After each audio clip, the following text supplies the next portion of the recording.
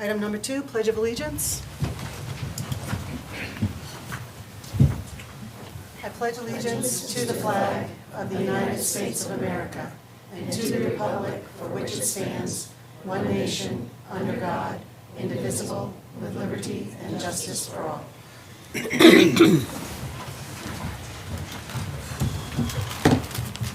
Okay, agenda item number 3, the Ellsworth City Council runs its meetings on Robert's Rules of Order, except for those items that were approved at our organizational meeting, or at our annual organizational meeting last October.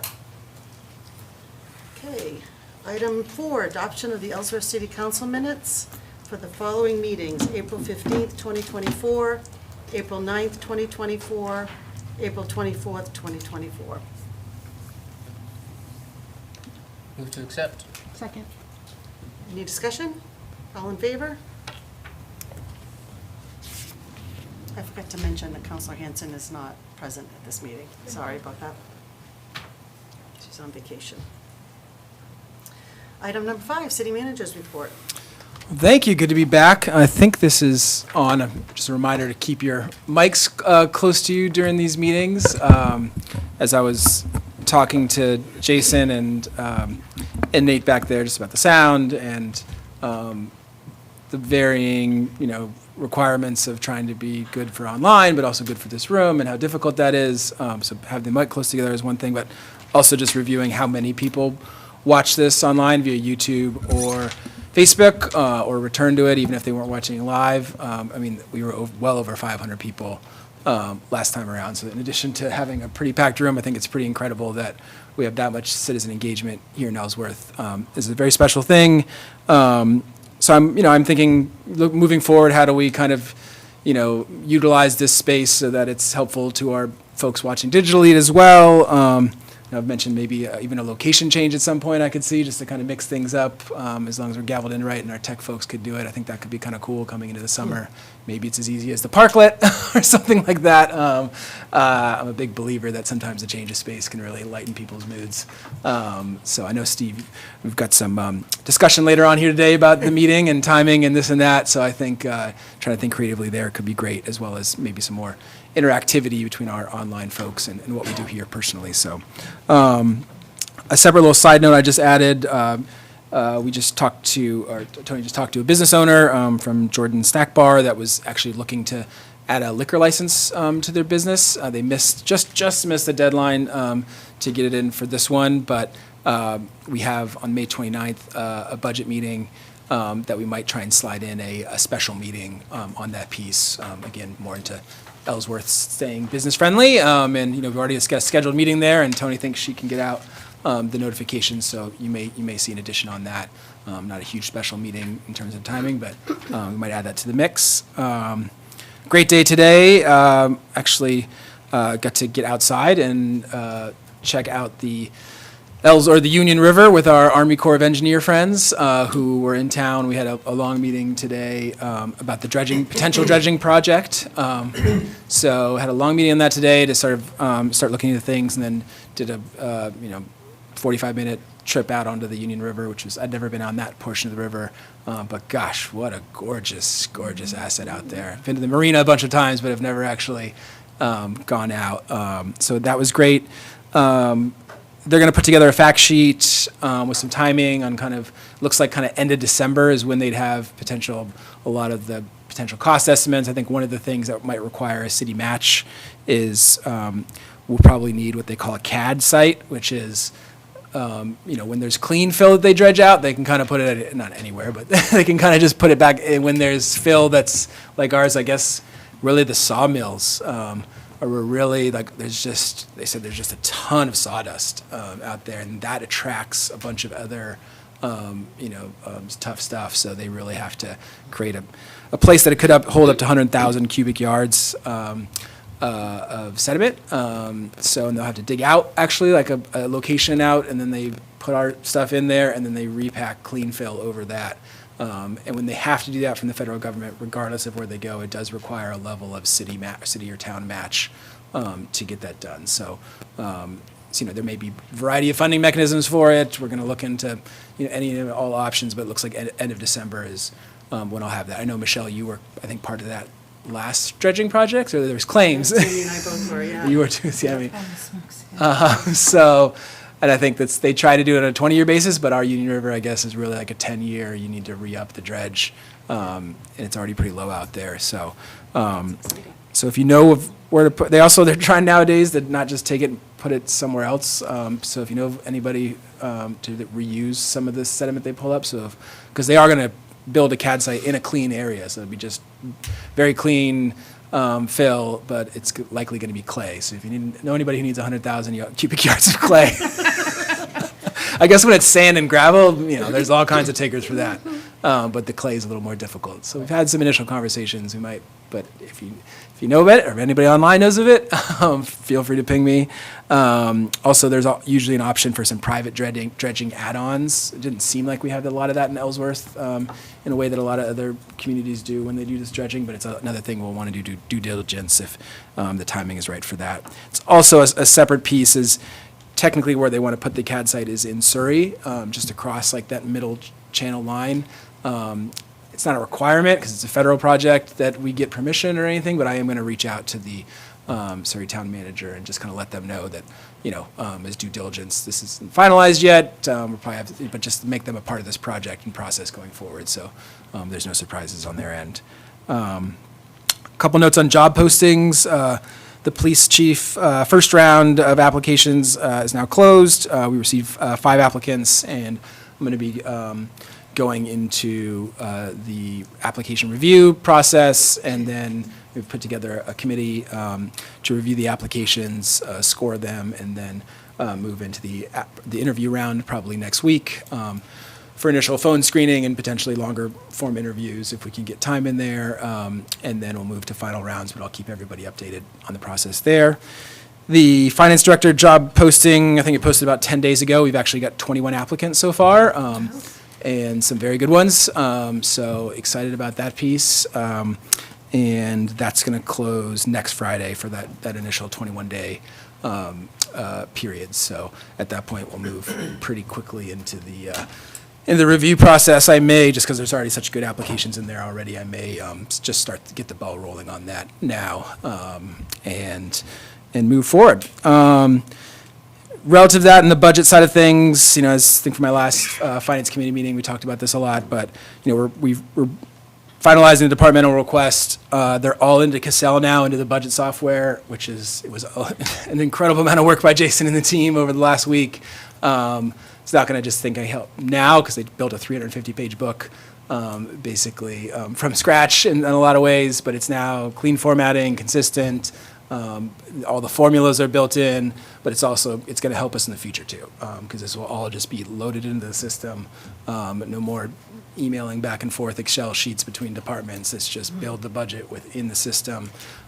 It'll save us a ton of time next cycle too. So we're going to have the top line numbers soon, and I'm going to be getting into my manager's request on top of that. So I'll follow up with you all separately on those pieces.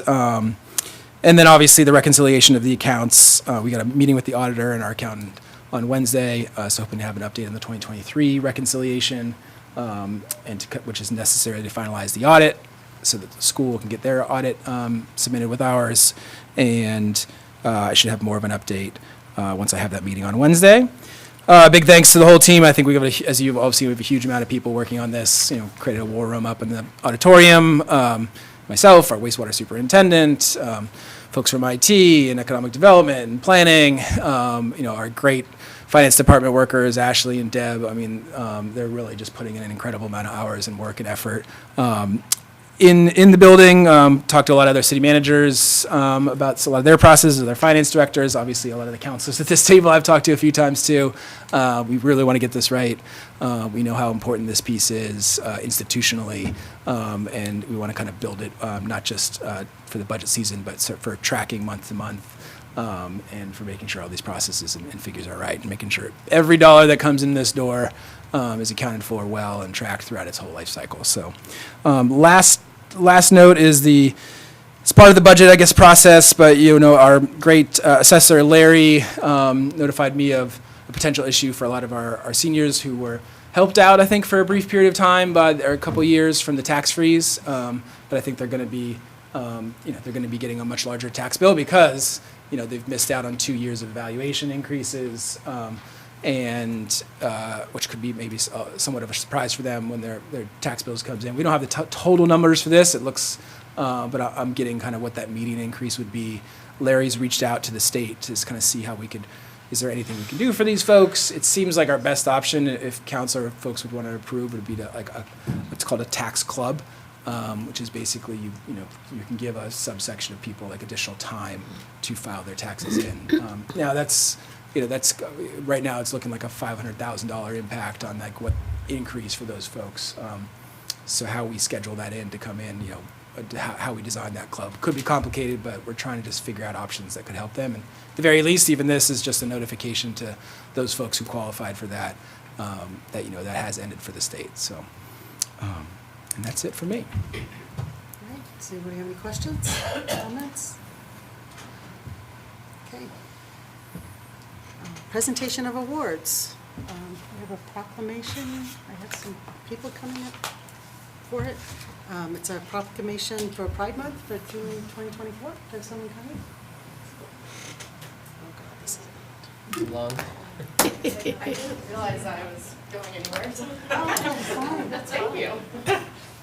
Okay, proclamation of Pride Month. Whereas the city of Ellsworth strives to be a community that is welcoming and supportive of all its members, and whereas across the nation, June has been declared Pride Month to commemorate the Stonewall riots and the subsequent work toward achieving equal justice and equal opportunity for lesbian, gay, bisexual, transgender, and queer LGBTQ+ Americans.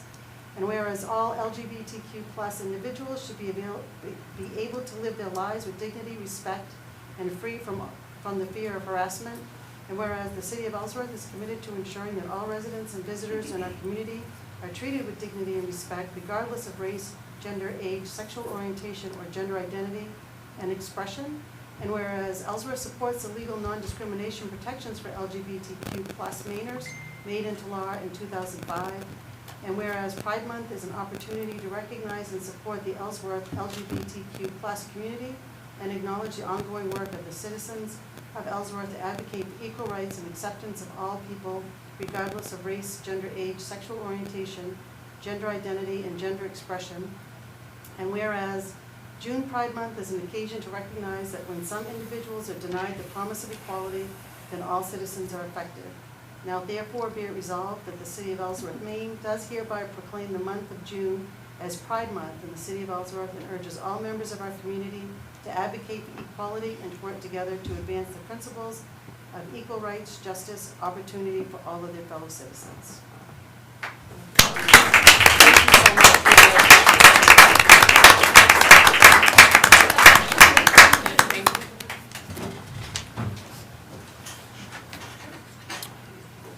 Okay, agenda item number 7, committee reports. Do we have any reports for committees tonight? Nancy? I missed this last month, so I wanted to talk about the Historic Preservation Commission. At the meeting earlier this month, they met with Jim McLean, the facilities manager, on the chimney replacement happening on the building. There was a required certificate of appropriateness, and that was done retroactively and very smoothly. It was nice to see the collaboration between the department head and the commission. They're also working with Jim on the condition of and what to do with the seal mural on the peak of City Hall. It's interesting to hear the conversations, to look at some pretty horrific photographs. Jim was able to use a drone and get close-ups to see the bad shape it's in. They will have a presentation ready for next month on where things stand and what we might do moving forward. So that's it from the Historic Preservation Commission. Is anyone else? Quiet month. Too many budget meetings. There's that. Item number 8, citizen comments. This is the portion of our meeting where we ask any citizens that have anything that they would like to talk about that is not on the agenda to please come up to the podium, state your name and where you live. And we do ask, please keep it to 3 minutes. We have a tendency to go a little longer, and which is fine, except that 2 hours later. We haven't done, and it gets kind of hard. So if anyone, was there anyone that would like to come up and speak?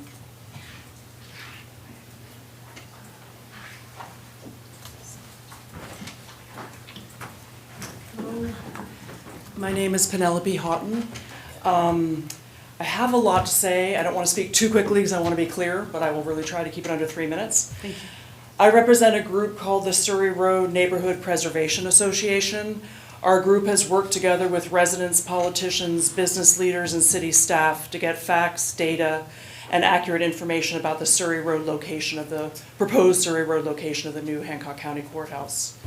After weeks of phone calls, emails, meetings, news articles, and effort from concerned citizens, the state agreed to meet with the public to discuss the 120 Surrey Road Courthouse project location. Since the meeting was not televised, our group wanted to inform you, the city councilors, and citizens of Ellsworth what transpired there. Our formal hearing was held with over 100 people in attendance on April 30th. Several local and regional elected officials and city staff were present. The state made it clear that there is a need for an updated courthouse, a point we don't disagree with. It's the location that concerns us. Members of our group spoke in turn about specific issues that concern us, and the over 600 people from whom we obtained signatures for our petition. All of this, I might add, was done in less than a month's time. Our primary purpose is to identify the myriad of problems that we see with the state's purchase of this property and provide solutions so that the goal of an expanded and modernized courthouse is realized. The following are excerpts from some of the commentary and information our group provided. Our group hired a licensed land surveyor to survey 120 Surrey Road in order to determine the actual buildable area after discounting the wetlands, environmental impact areas, and the protected stream that runs through the property. His professional studies showed that the state does not have what they portrayed in their facts: mortgage survey sketch and site plan drawings. The buildable area is much smaller, limiting their ability to build the 25,000 square foot footprint with the necessary infrastructure such as parking, stormwater, runoff basins, etc. Number 2, questions were raised on the stormwater, wastewater, and water supply plans for Surrey Road. This area is not currently in compliance with the necessary site improvements. Increasing the capacity to support the 2.5-story, 65,000 square foot courthouse site plan could mean additional cost to the Ellsworth taxpayers. The state did not clearly respond to inquiries about whether their engineering documents were drawn from an actual site survey or the inaccurate and vague mortgage sketch they first presented. Third point, a detailed presentation was made regarding the traffic concerns. Surrey Road is only accessible from the city center by traveling through the congested intersection of Main and Water Streets, then over the Union River Bridge, then up Bridge Hill to the split of Surrey Road and Bucksport Roads. The Bucksport Road access is also congested and without alternative routes of access. Bridge Hill is rated the #1 crash area for all 98 square miles of Ellsworth. Main Street and Water Street are not far behind. Fourth point, the essential court support services such as the jail, sheriff's office, district attorney's office, and support staff will all remain on the east side of Bridge Hill. This will add vehicular traffic, require additional staff, inmate transport through neighborhoods, and simply isn't a good solution.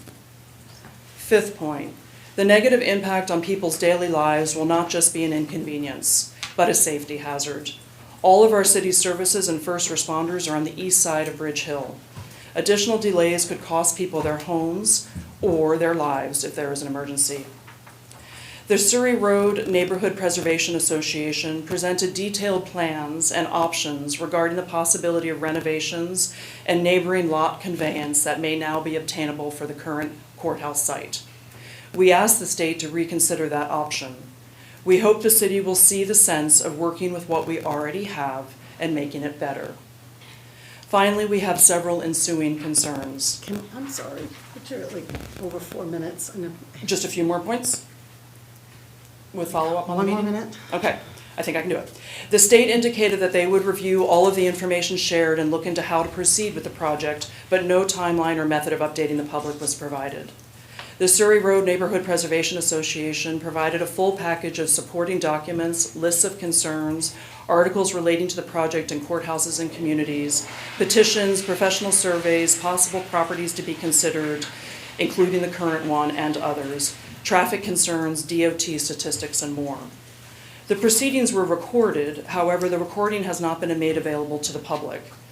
Our group requested transcripts of the meeting, and that request was denied as of May 15th. Members of our group also offered to meet with the state to create a working group to follow up on our proposed solutions, and that offer was declined. Thank you Thank very you. much.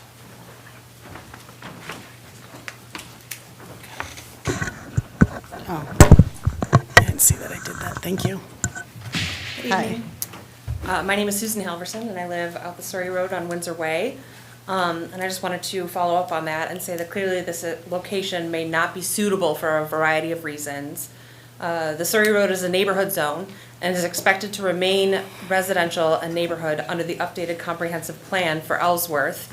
The state is opting to use the special use exemption to build within the residential area. This was confirmed by the city planner at the March 18th council meeting. Many people in attendance spoke up with personal stories, concerns, questions, and frustrations as to how this location was ever selected.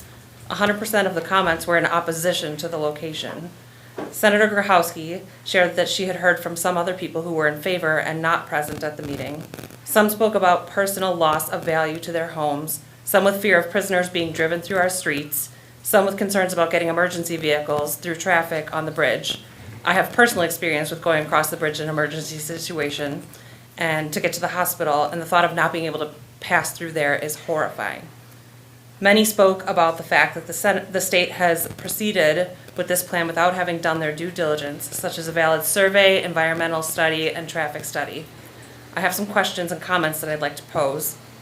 If infrastructure improvements are needed due to the traffic impacts, who will pay for them? And when will they be completed? Will it be years from now, after the traffic nightmares are realized? The old courthouse will return to the county to maintain, which will cost the taxpayers more without the state sharing in their expenses, since there will no longer be the major tenant on that site. After 15 years of experience in real estate and property management, I can assure you that securing a new tenant for that site will not be easy. Local business leaders are concerned about the financial impact of losing potential clients who would normally walk to and from the courthouse at its current location. Courthouses are typically known to be vital anchors for any community, as presented in articles shared by the state with the state. Removing a vital facility from the city center is not the direction we should go. How does this serve the historic Main Street preservation designation that the city and heart of Ellsworth has been seeking? How does relocating the courthouse serve the intention of promoting a greener Ellsworth with a goal to reduce carbon emissions by promoting walking and cycling downtown? And finally, how can our city council members, planning board, and the community work together with the state to find better solutions for the city of Ellsworth to get the courthouse it needs in a more suitable location? Thank you.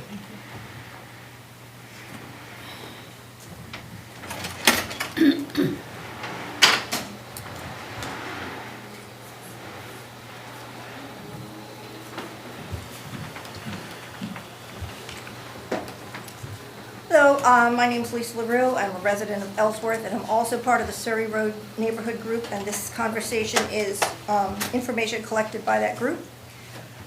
I'll read it fast, but it's pretty, you're not going to like it.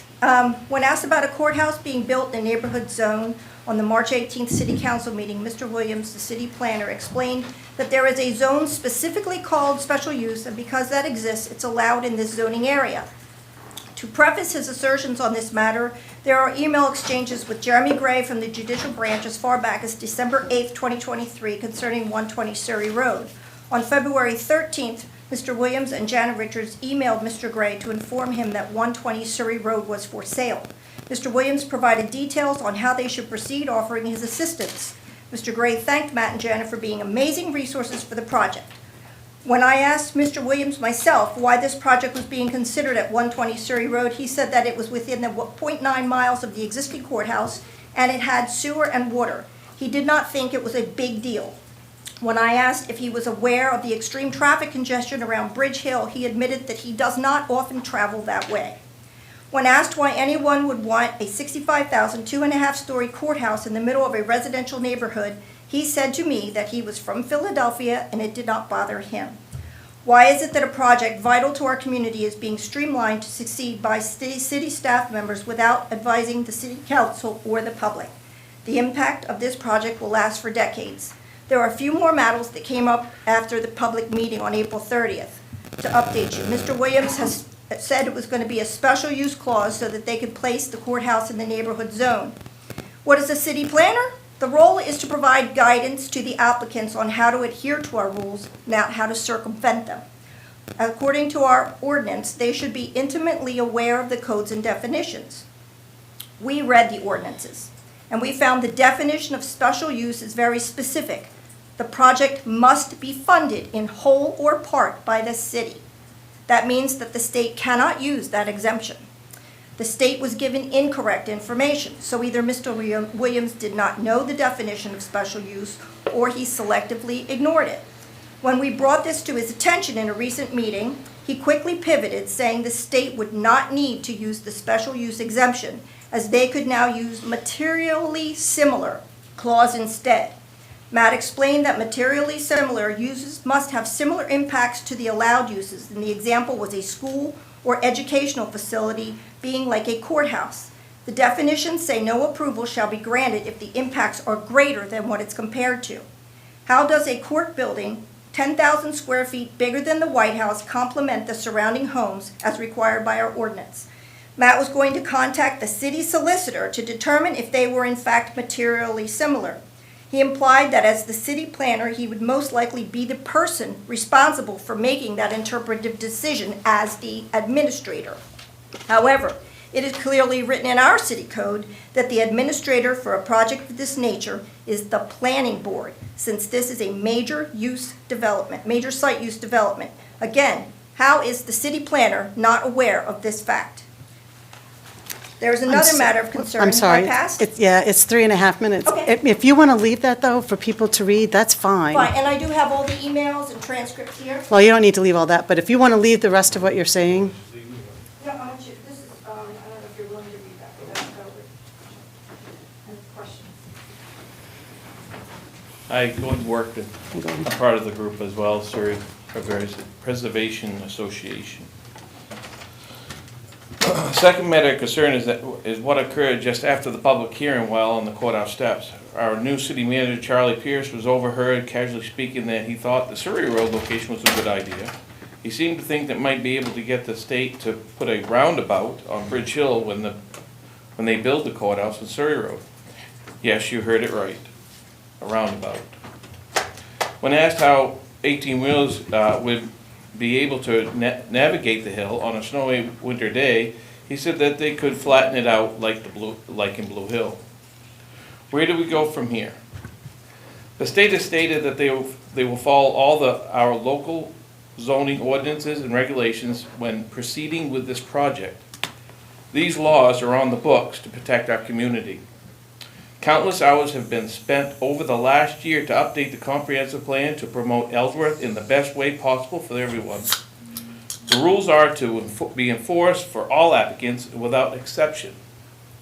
The only way the rules can protect us is that if they are adequately enforced. The employees you hire should be working in our best interest in their compliance with our codes.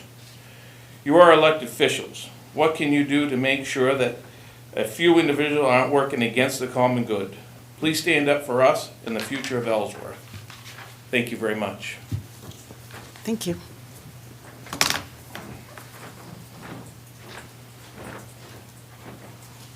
Anyone else?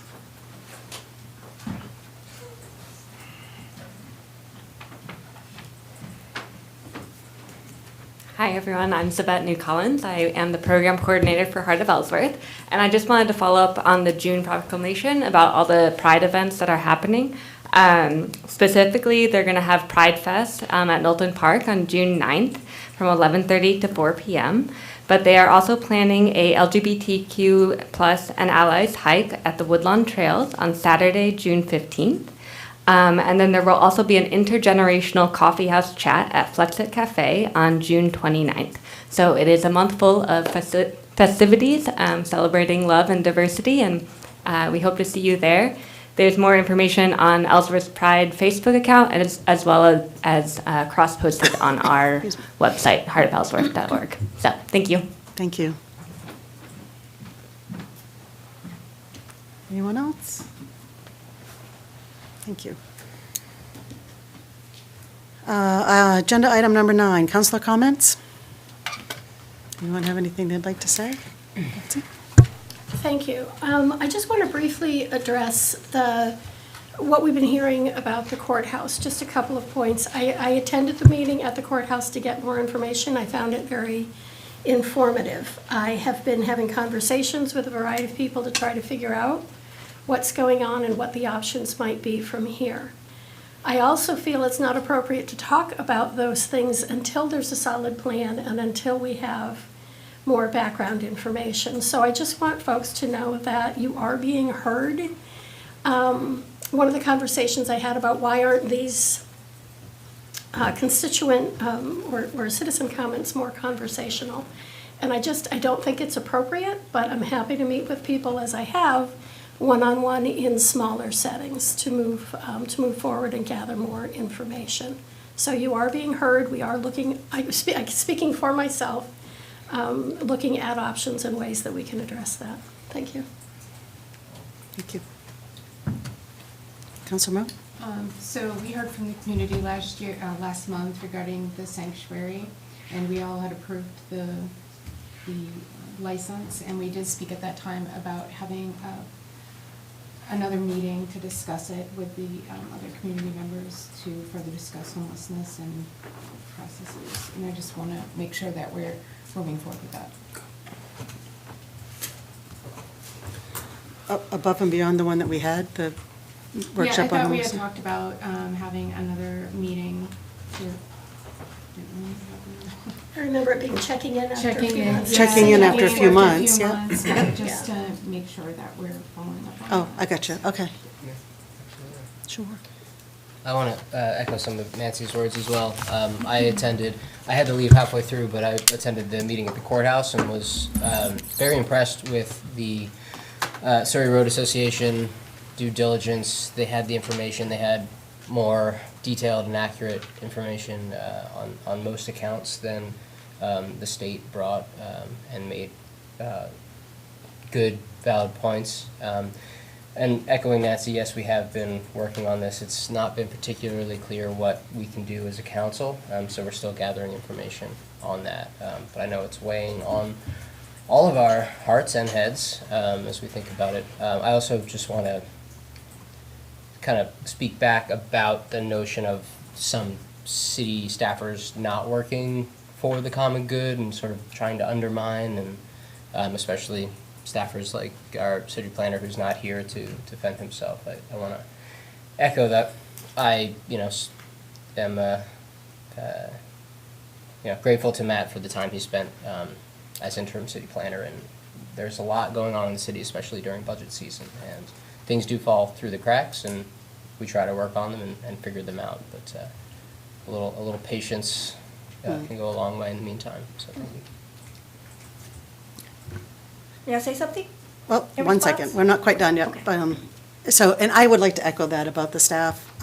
Staff works on a whole lot of projects at once, and there are times that they don't think of all of the consequences of decisions or of requests from them. And I will say that embarrassing staff in public and at meetings and being extremely negative or nitpicking every word that they say is just, I think it's a bit of bullying. And these are staff that do an incredible amount of work in the city, and they do 99% of what they do correctly. But, have a little patience, and maybe these conversations that you're having and talking with the city manager some more, or talking to us one-on-one. But publicly embarrassing staff and sending council members really negative bullying emails does not help situations at all. I mean, everyone is doing what they can, the best that they can, and we are listening, but as everyone else has said, you just can't act. We just can't go to the state and say, no, you can't put it there, because the state's going to come back and say, well, yes, we can. And so you need to work this through and work through the process and listen to what you're saying and listen to your concerns. And then we can do a little more action. But there is a process to everything, especially when it comes to the state and state government. Thank you. Yes, you may. One more time, but this is. Okay, well, I'm just with- responding to the things that were said, because as a group, we've been trying our very best to be proactive, to put the brakes on a project that seemed to be steamrolling towards progression, and we wanted to make sure that we knew all the facts, which the state has not been very open. It's very closed. Every time we ask for information, we do not get it. So it's been a very hard process for us to get the facts. We've asked for facts directly from this body, and we've asked for facts from the staff members. Most of our comments were based off of factual comments, emails, documents obtained. And I don't find it to be embarrassing when you're stating the truth about something somebody said or did. It's just a fact. If it's embarrassing, Okay. then shame on them. That's my opinion. Okay, I'm but you know what, allowed we're to not gonna, my- we're not I'm in a allowed to my debate. opinion. You I'm told- sorry. You told me We're we were past citizen embarrassing comments. someone. We're So past citizen we're comments trying and to we're be not debating, proactive so to get please, something good for the please have a community. seat. That's all I we're let you trying to stand do. up and. Thank you just- very much. Thank you. All right, let's move on. Okay, Councilor O'Halloran? It is still Councilor comments. It is, correct? I'm sorry. Go ahead. 2 points. I just want to keep pounding the table about the 17.5% to 18% tax increase that the city citizens received last year. I hope somehow there's not a repeat of that. I realize the budget process has been very difficult, but somehow there has got to be some fair treatment. 17.5% to 18% in 1 year was a little rough to swallow for many, many people, including people that may not be late on their taxes, but may be getting to the point where they're giving up something else to pay their bill. Just because someone has paid their bill on time doesn't necessarily mean it was easy. So I continue to have to throw that out there. Second comment, and Michelle, you and I have talked about this before. Somehow, I would love to see equality about the speech. I realize you're in a tough spot there, and you and I have talked about that, but whatever rule is decided upon, could we make it consistent? If someone's allowed 5 minutes, could we let everybody have 5 minutes, not just one have 3, one have 5, whatever that is decided upon? Could we be rigid with everybody, regardless of opinions or not opinions? May not like what they're saying, but I would like equality at the podium. That's just a request. And just to respond, yes. And I think we're getting to the point that we have to, because people don't, they come, and what I was been trying to do is be fair to people and let them speak and let them have their opinions so that we can hear them. But as you have said and others have said, it's gone on, and people are going 5 minutes, 6 minutes, and it's, And so again, I don't care what the number is. Yeah. If Joe gets 5.25 minutes, then everyone gets 5.25 minutes, Yeah. not 1 3, 1 5, 1 6. and I'm afraid that's what Depending we're on gonna, and like I said, I'm afraid that, because if we make it 5, they'll go 6, or, it's just the way that it is. That there is a rigid rule, and this is the rule, and it will not be tolerated. Yeah. I'm all for the comments, but I want everyone to have the same opportunity, not this and No. this and this and this for different people. No, I absolutely agree. I agree, thank you. Anything else? Okay. Where are we? Item number 10, consent agenda. All items within, what I asked Chris, are considered to be routine and will be enacted by one motion. This is items 10 and 11. Council Order Number 052400, request of the city clerk to appoint election workers in accordance with MRSA Title 21A, Section 503A, And item number 11, Council Order number 052401, request of the city clerk to appoint wardens and ward clerks for the June 11th, 2024 primary election. Do you have a motion? Move approval of the consent agenda as presented. Do I have a second? Second. All in favor? Thank you. So the new business is the public hearing and action on the issuance of business licenses. We did have one that I just needed to make sure. Do we need to take that out of that all-in-one action, or? We received some information on it today. Yeah, not necessarily. I guess Okay. it depends, you know, there's, They are here.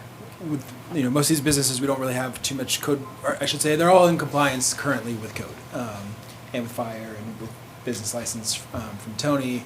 However, just as due diligence for the council, I think I handed out this packet from May 7th, which, our code enforcement had, issued some violations, some pretty substantial ones for the creation of sort of what I believe workforce housing within their conference rooms, which were not up to code, which had multiple hot plates in the area, which one of which with a lot of grease in it.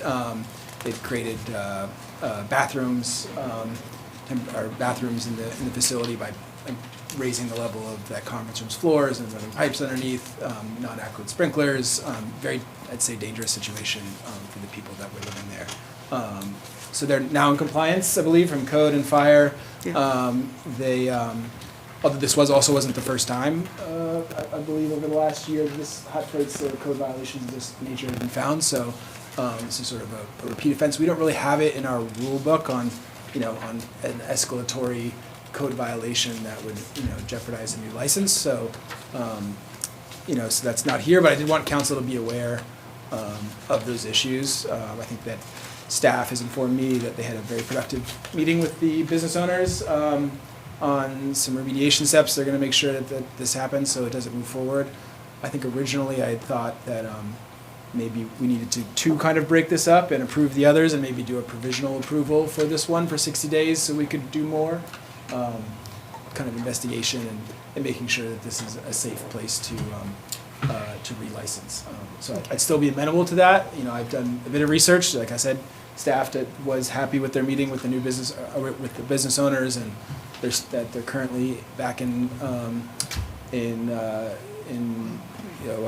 what's the word? Compliance. Compliance with codes. There's not currently, but with the repeat offenses, with the nature of this pretty substantial construction there, that did give you some pause for potentially.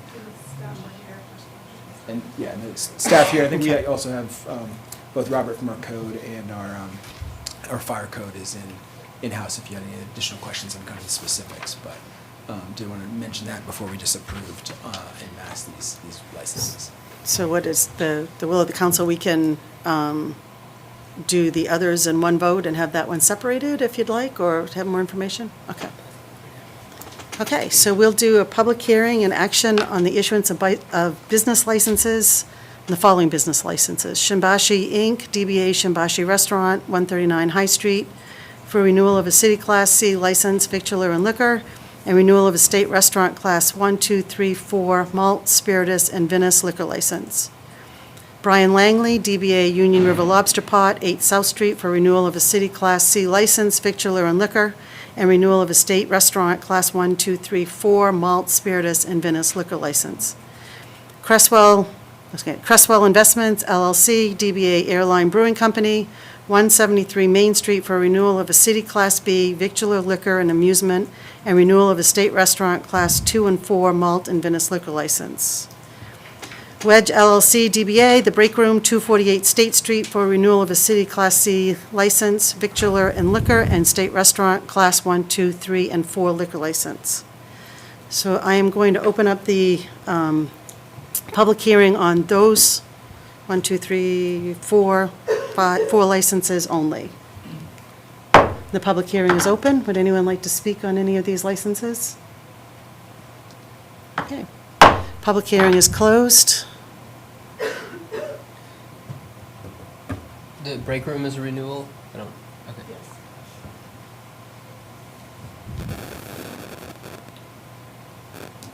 Move to approve the issuance of business licenses as presented. Second? Discussion? All those in favor?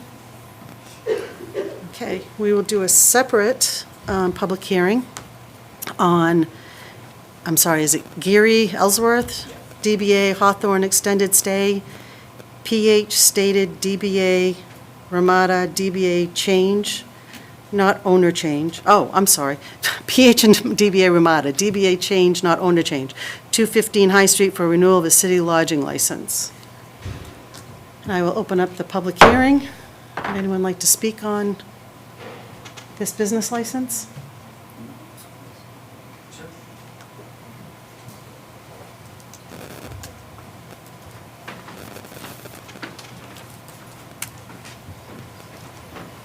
This is very exciting. I'm sorry, could you state your name and? George Soderberg, Vice President. John Ketchum, Senior Director of Engineering and Vehicle Tests. Thank you. So I believe we're in compliance with all of our licenses, is that correct? So at this point, help us understand what we need to do or what further we might need to communicate to move this along. I think it's more of a council discussion, but as far as just the previous concerns, and we have received letters from the fire department and code saying that you are in compliance and you have a work plan for the future. So unless you want to add to that? Isn't it correct, though, if we receive sign-off from the fire department, all of the affected inspectors, that I don't know if it's the town charter or how it reads, but it doesn't say if we receive all of those sign-offs that the license shall be given without, there's nothing stating there that there's any reason it should be held up. As long as we get the signatures, our understanding is we're doing what we're supposed to be doing right now.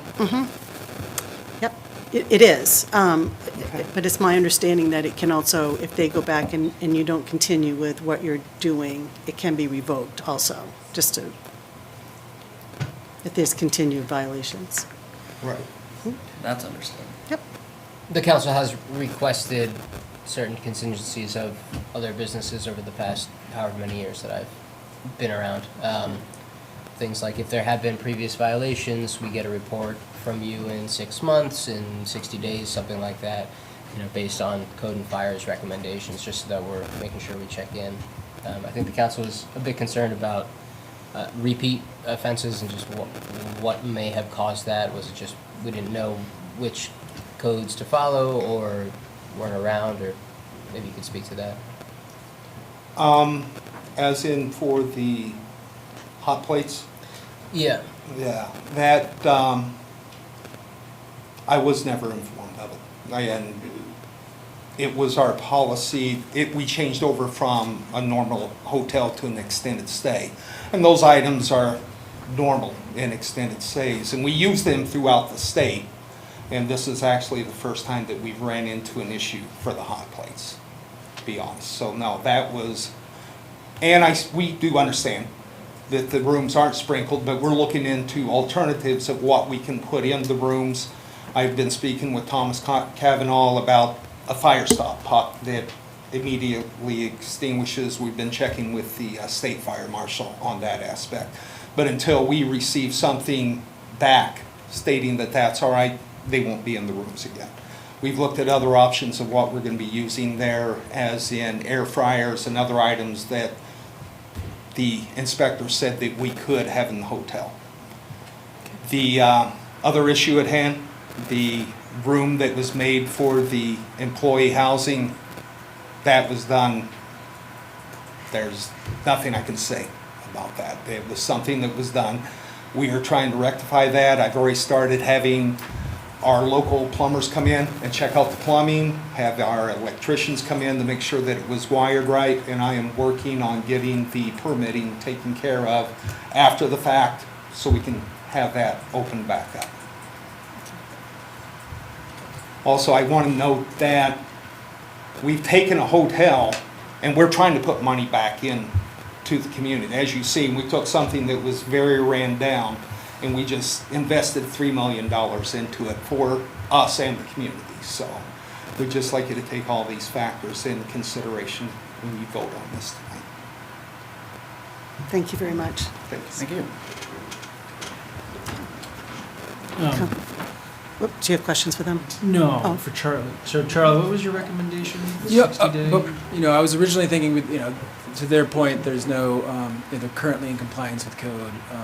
There's a potential 60-day, provisional license so that we could, continue to review, ensure that compliance is met. And as you said, John, that where we're at, I think, the safety piece and the repeat action of this. I was wondering, are there still workforce extended housing? Are there any kitchenettes in the facility? And so to me, if there's just a natural, they've already found multiple hot plates. When you have people living long-term in a place without facilities that you can live long-term, you're going to be inclined to grab a hot plate unless you eat out every night and you're very wealthy to do so. So I wonder how you respond. Well, I mean, we can't control. I'm sorry, I gotta have you come, because it's on TV, I'm sorry.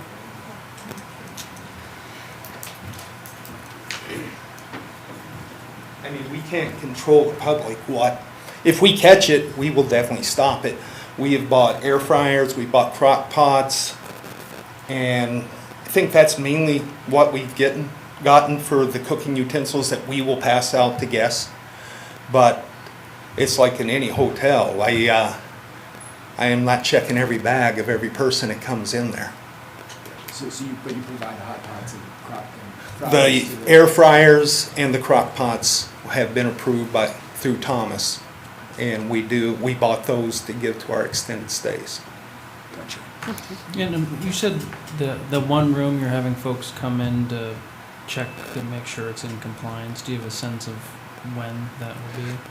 No, I don't. I'm still working on the permitting. First, I need to find out what my plumber and electrician need. If they can look at what they can see right now, it's going to move me along faster. But if I've got to start opening up walls for them to feel more comfortable, I haven't come up with a schedule on that yet. Thank you. You're welcome. Thank you. Yeah, as I said, the 60-day provisional kind of gives us a little more time. Maybe not. They are in compliance, and we can hear from code and our fire. 'Cause to your point, Sarah, they both our code and fire said they had a good, productive meeting with them about remediation steps and making sure this doesn't happen. I just wanted council to be aware, and just knowing that what are the mechanisms we have in place to ensure the safety of the people who reside there, and obviously the safety of the town. Knowing that there's been multiple violations, knowing that in this type of location there could continue to be so. So how do we, I'm not quite at that point where if you went there now, we'd be perfectly confident. And you're right. In any room or public, they could be doing that. But when you find multiple times it's happening, it becomes, if there was a fire in that place, I think, we'd all have to kind of look back on this. My idea was go for it. Oh, no, so perhaps maybe we could hear from code and fire as to whether you think a provisional approval period of, say, 60 or 90 days would be warranted in this situation, or tell us you think everything looks good and you don't have any reservations. So as far as the timeline, when it comes to whether you guys want to extend a 60-day or a 90-day, I think that purely falls into the council. From our perspective, they've met the requirements. We found the defects. They've corrected them. They've had a meeting with the fire inspector. I was not here to be a part of that meeting, but I understood it was a very productive meeting. I've seen the letter that was drafted that you all were presented. Now, typically, for us, anytime we find a violation in a business, we have a very strict follow-up process, 15 days, 30 days. And if we keep finding violations, we'll continue that. So there's a very strict process from the fire department's perspective on how much we're going to continue to follow up with a business if they remain to stay out of compliance. Right now, they're in compliance. The business owner brings up a very good point. He can't control what what a resident does when they stay at his facility. He can only control what his staff does as far as handing out cooking appliances. They have the guidelines as to what's an allowable use. Again, the crock pots or the air fryers, because they have lids, they fall underneath that criteria where vapors are controlled. The hot plates do not. And so now there's a firm understanding of why we don't allow those.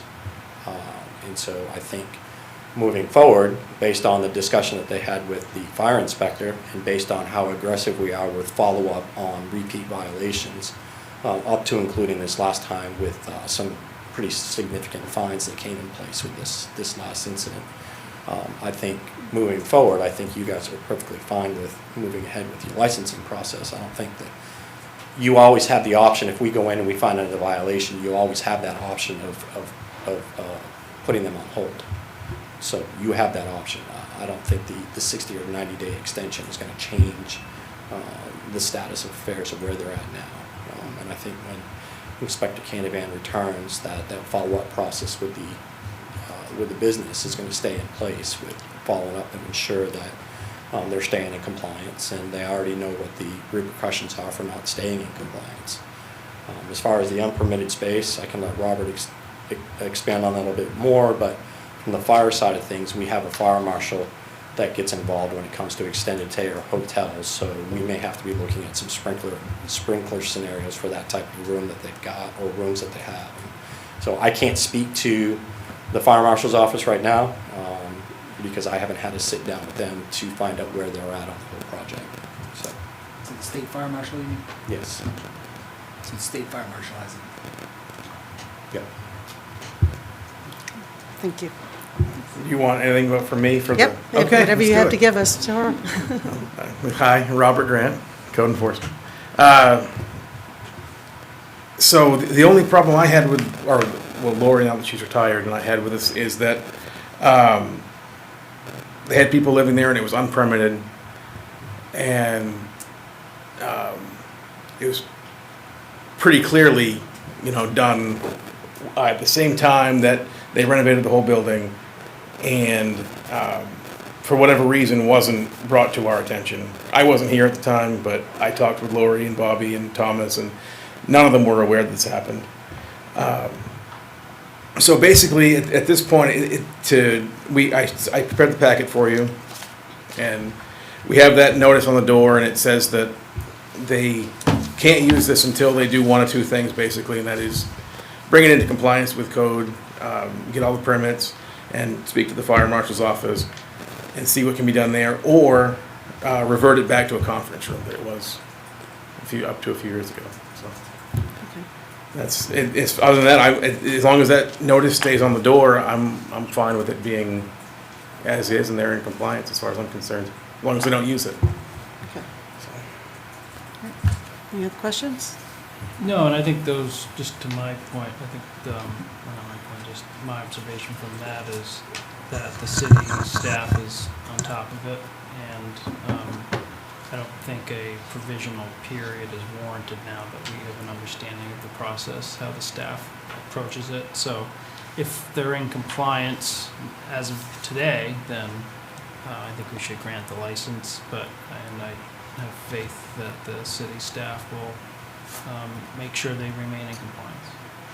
We will. Okay, thank you. Thank you. Councilor Smith?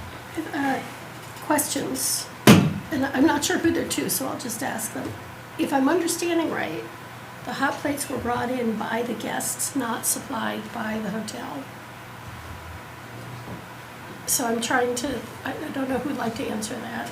And then while I'm asking the second one, so like I'm seeing racks with appliances, is this what is provided by the? I'm not sure if that was provided by or if that was something that they purchased. I do know that when Thomas and I went through the rooms randomly, those were all hot plates that were pretty clearly provided by the hotel. They were all the same. Some of them were still in boxes. It wasn't like they all went to a store and bought all the same one. It was pretty clear they were supplied by the hotel. So I think I'm struggling with the comment from the owner and the manager, we have no control over our residents. There are things, there's signage, there's making it clear that those aren't allowed, so that when people move in, they are aware if they're breaking rules at that time. Second question, and I guess this would go to you, is once a license is granted, if it's a full license, what is the allowance either for you or for the fire department to do further inspections? Does it have to be complaint-based? Or are you allowed to do, is it part of the normal practice to check in? In my limited experience, been about 6 months. By the way, congratulations Well, on your thank you. first meeting as the full Well, law enforcement officer. Thank you very much. What's that? Yeah, Tony was just reassuring me that, yes, I can go as often as I'd like to go. Just make sure that they're in compliance. And I actually did go back the next day just on my own to see if they actually had gotten people out of that room and kept them out of the room, and they had. So, yeah, that it would be just like a random, we'll go over randomly and make sure that everything is the way it should be. Just, I mean, There's no set schedule, and I don't think there should be, because it should be random. So, Right. yeah. you know, Charlie's phrasing, I think, is right. The repeat offenses is a red flag. They're in compliance now. We want them here. We've seen the changes and the improvements, love the investment, but there's responsibility that comes too, so that people can live there and work safely.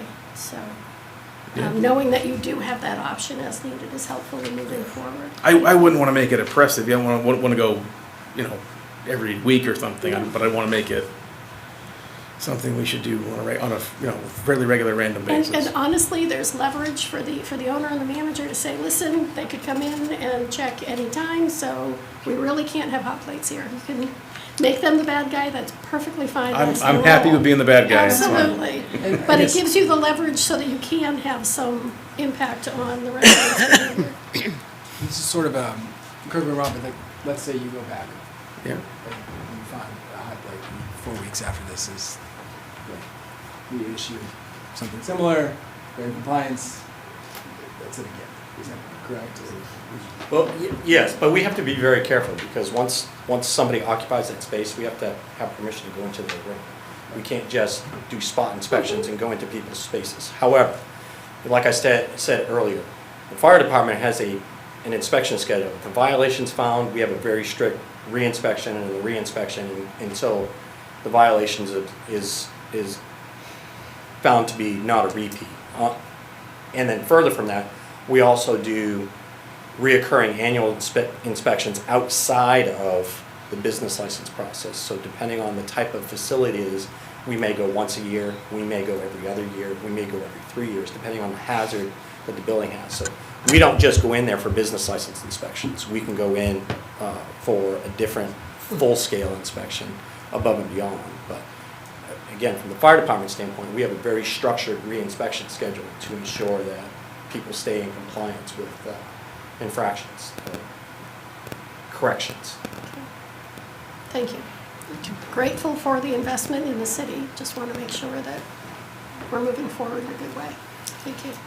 Yeah, and to Patrick's point on, the 60 days, it's really what more are we going to find or what more are we going to change? I think there actually could be, in some ways, a level of, this might be an internal review of, is it the fifth time that there's a hot plate found? How do we put that into our ordinances so that there are mechanisms, so that if we find that it's, that the trust is really, is lacking, and we continue to find these violations, and how we find these violations, that there is a mechanism for holding, so that they don't happen again, so we don't have so much repeat offense on situations that could become very dangerous for people.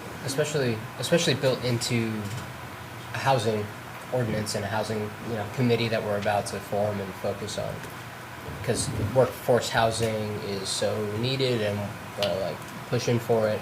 But anybody who's gone through some of the workforce housing in a local nearby touristy town and seen the state of some of those places, it can get scary. So they can't exist at the expense of the safety of the tenants, especially workforce folks. Exactly. So, not to say that that's what's happening here, and I do appreciate George and John coming in. It speaks volumes, I think, when people are just willing to work with inspectors and the city.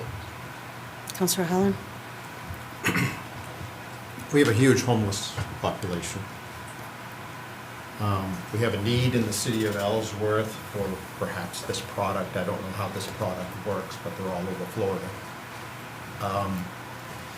These hot plates can be bought at Walmart, am I correct? And take them home and use them? Is that correct? So this isn't, I realize that we're talking about code and fire safety and all that, but this isn't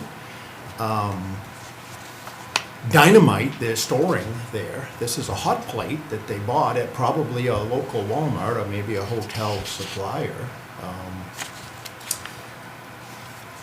How many drug deals go on in hotel rooms in this city? We're not inspecting for that unless the police go in. So let's put this thing to bed and let's march on and give these people their license, and thank you for coming to town.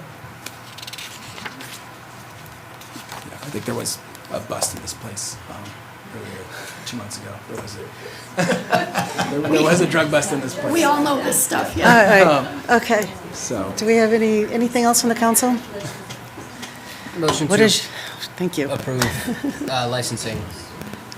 Second. of the Geary. All right. Further discussion? We All have in favor? someone at the podium. I'm so sorry. Mr. Pierce, you're very difficult to hear. I don't know if your mic's not on or if you're very soft-spoken, but it's a challenge back here. thank you. Yeah. I'll try and maybe angle my voice. I'm just going to make a comment as the fly in the ointment. I mean, I understand about the concern, you can't control what somebody does in their room, whether they're doing a drug deal or oversleeping or doing whatever they're doing. But when it comes to fire safety, the critical reasoning is that what someone does in their room can then affect everyone else in the facility because it's not a sprinkled facility. So fire safety is more important than some convenience factors. And the building isn't sprinkled, so every single person within that facility is at risk if some one person So does something. public hearing is actually closed on this. Oh, We okay. just Yeah, but reviewed thank you very much. Robert's rules. So we're going to set some rules here tonight. Sorry. If you would like to speak, then you can raise your hand and you'll be brought up when there is an opportunity for the public to speak. But we had a public hearing. The council is in their discussions now, and that's it. And please don't just burst out from those seats, and please don't just come up to the podium to speak, because we do have, a certain procedure that we have to have for these meetings in order to have the decisions made correctly, the information provided correctly, and to do it in a timely manner so that people that are watching, not just here, but at home, will stay for the entire meeting and not just get the first of it. So please just raise your hand if you really feel the need to speak, but please wait for the public hearings. Thank you. Okay. Motion to- Second, council discussion, thank you. And all in favor? Thank you very much, thanks. Okay. Agenda item 13, presentation by Ellsworth Business Development Corporation, School Department and City Staff on the Hancock County Technical Center project. Superintendent Bowles. Good evening. I am going to actually let Jake Taylor, who has been the chair of our HCTC Building Committee, do the presentation this evening, and I'll chime in and answer questions if need be.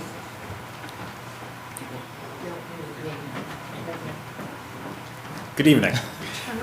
I've worn a lot of different hats standing at this this podium in the past, but tonight I'm standing here wearing a HCTC hat. So I wanted to, we can keep this pretty brief. We'll cut right to the facts. But wanted to give a quick update on some of the activity that's happened on this project over, believe it or not, the last 6 years, and kind of give a summary of where we're at right now and where we want to go. EBDC initially identified HCTC as an opportunity in the city. We were kind of going through an internal process and just making some priorities of where we were going to focus our energy, what was some low-hanging fruit, what was some bigger projects, but that had bigger impact. And HCTC was one of those that kind of jumped right off the page to us. After we had kind of identified that, we had collaborated with the school department and the sending superintendents, put together a joint meeting to just gauge the interest and support on that. And it's safe to say that it was unanimous to explore the idea of what it would take to either renovate or build a new campus for HCTC. We worked with the superintendent's office and staff at HCTC at the time to come up with the next best steps. We identified that doing a building feasibility study would be the best place to start, and hopefully help us identify, is a renovation, is a new build, current piece of property, different piece of property, you know, where do we get the most efficient product and what makes the most sense. With the support of the city council, we then created that feasibility study committee, put the project out to RFP, and ultimately ended up hiring Oak Point Associates. Oak Point Associates is very familiar with the city. They had worked with the city on the middle school project and had also done some previous engineering work at HCTC. That building feasibility committee is comprised of 2 city council members, 2 school board members, 2 EBDC members, and then a citizen at large. And there were some others along the way that kind of floated in and out at different times. Oak Point Associates began the study in 2021 and concluded that in 2022. We had, at the conclusion of that study, we'd come in and presented the findings of that at the time. A lot has changed in the meantime, and it not necessarily changed, but there's been a lot of development. The last time the state had issued funds for a school building, for any school construction, was in 2017, 2018. And it's, you can't necessarily predict when it's going to happen the next time. So we had kind of started this in that lull in between. They have now introduced a funding package. There's a lot of detail still yet to come on that, but there is going to be this application and construction cycle that will happen in the future. So in and amongst, you know, working with Oak Point and working through this building feasibility study, that's kind of going on. We also took the opportunity, just since the topic was raised, to build relationships with some key members at the Department of Education. We've spent 2 or 3 times now going to Augusta, had the opportunity to sit down with them, advocate on behalf of HCTC, talk about, you know, the school itself, what it means to the community, the workforce need that it can help solve. So it's, you know, we've tried to bring as much awareness to that school as possible, you know, during this whole process. In 2023, the state or the Department of Education announced that they would be allocating money to the Department of Education for capital construction projects. Applications will be accepted throughout 2024. They're reviewed and rated in early 2025, and then the final results will be released at the end of 2025. So we're hopeful, you know, that there's a high ranking there. We don't know what the total allocation of money is yet, and there are a couple of projects that are being talked about, especially in the southern part of the state, that have potential to eat up a large chunk of the funding. How this works is the list is created in order of need. There's a set amount of funding that's set aside, and then they start with number 1. If you can fund number 1, you move to number 2. If you can get through that, you move to 3, and that goes as far as you can take it. But if 1, 2, and 3 are significantly large projects, the funding could be used up in that, and we don't know where we'll rank. Oak Point Associates is helping us with that application. They did the previous application as we've put in for this historically. The Department of Education gave us some positive commentary on their application and how they had that filled out, so we're hopeful that that helps.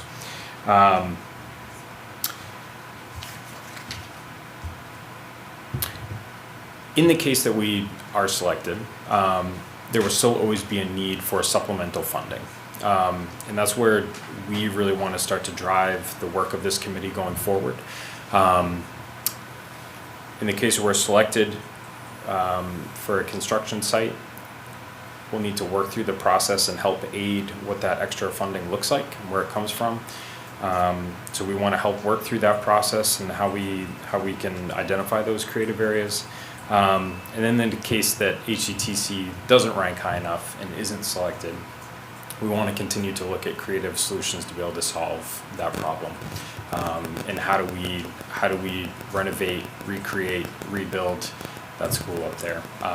You know, one of the original reasons why we identified it as an area to focus our energy was it solves and aids in so many struggle areas. You know, education, workforce development. I mean, the list goes on and on and on. And we're kind of striking this at a really critical time where there's a lot of national attention in CT schools. There's a lot of potential funding opportunities out there. So, you know, we're hoping that if we can have our ducks in a row to the best that we can be prepared and as shovel-ready as a project as possible. So we've ultimately we've kind of formally closed the feasibility study committee. We're looking to kind of retool that around what the next stage of the project looks like. The committee members may look very similar. It may be largely the same group, but we're going to look to kind of re-identify the strategic direction of that over the next, I'd say, 1 to 3 years, and kind of help aid the school department and the superintendent's office through that application cycle, and then however we can jump in to help kind of fill the gaps there. So largely this is just an update, you know, just to kind of fill everyone in on, you know, what has happened in the past 6 years now, and then kind of identify what our target is going forward. So, any questions? Any questions? Thank you very much. Awesome. Thank you. Look forward to the next piece.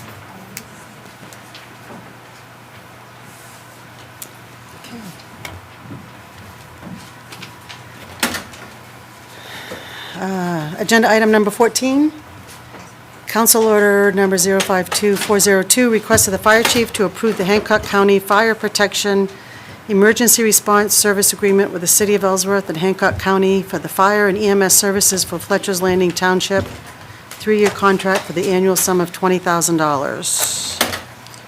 Fire Chief Scott. Good evening, Council. Scott Gilroy, Fire Chief for the City of Ellsworth.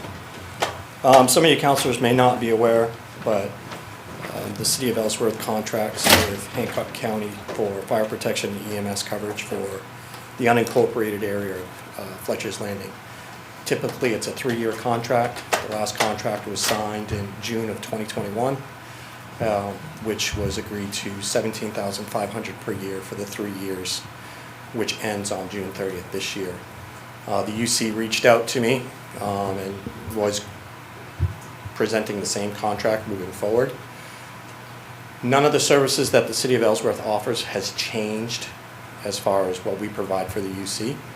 The only difference is that if the contract ambulance for Fletcher's Landing is not available, we are now available to assist and do those transports, no different than we already do for the City of Ellsworth. So I made a recommendation to increase our annual contract to $20,000 per year as opposed to $17,500 to help offset some of the costs with, you know, inflation and such, with the fuel costs to go out to Fletcher's Landing and cover that area. The UC manager was agreeable to those terms, so now we present it to you for approval for $20,000 per year for the next 3 years.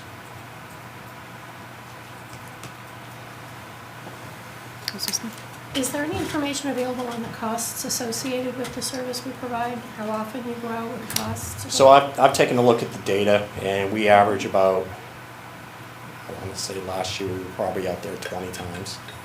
That's what it averages. It's really, we really don't go out there that often, but we figure the population out there isn't that high either. But the cost for us to provide that service out there, between our manpower, putting the trucks on the road, fire truck going out there, and the amount of fuel we're going to use to go out to Fletcher's Landing is So the, when we're getting 4 miles to the gallon. well, and I guess I was wondering, so that's 20 trips at $1,000 reimbursement each at this contract. Is that enough to make sure that Ellsworth's costs are covered? I'll be honest, I weighed that fact while we were discussing it, and I believe for the next 3 years, I think that's appropriate. I think as we move forward with what the intentions are with EMS and moving forward, it'll be something to look at for the next contract, that there'd be some significant changes moving forward from that point forward. But I think right now, with the direction that we're going, and the unfortunate nature of the economy and the snail's pace we have to follow, that for the next 3 years, I think this is a viable, sustainable option for us. And what I'm hearing with Cassell is we could actually track it separately moving forward and have solid information just to make sure that it is a fair agreement. And I track it separately also in my own database, so that I know exactly when we go out there and, what we do for services out there. Right, So, and then apply costs to it just to. yep, we can. I should also note that Scott is, he's the king of separate trackers, internal trackers, even above and beyond. When I asked for a spreadsheet from him, that's oh, sorry. I might be. I don't think you're on. I don't think, sorry. You want mine? Is this one on? It's green. Yeah, it's just, I usually can hear the echo and I'm not hearing you. He's got separate control for, he's got No. separate All right, control. well, at least for There you go, it's not you, it's the microphone. Well, I guess I'll have to compliment you again. There we go. On the record. I'd say Scott is our king of spreadsheets and separate trackers. I'm always really, really impressed when I ask for a detailed number like that. So, and I think in some ways, maybe we can get that into Cassell, and I've been thinking about actually a lot as part of the budget process and some of the things he does. How do we institutionalize those across departments? So, wow, this is, I can hear you now. yeah. We'll make it work. We'll make it work. Oh, that's right. We should have enough. Where Casey's not here, we'll totally lift her mic. Public. No, it's Councilor.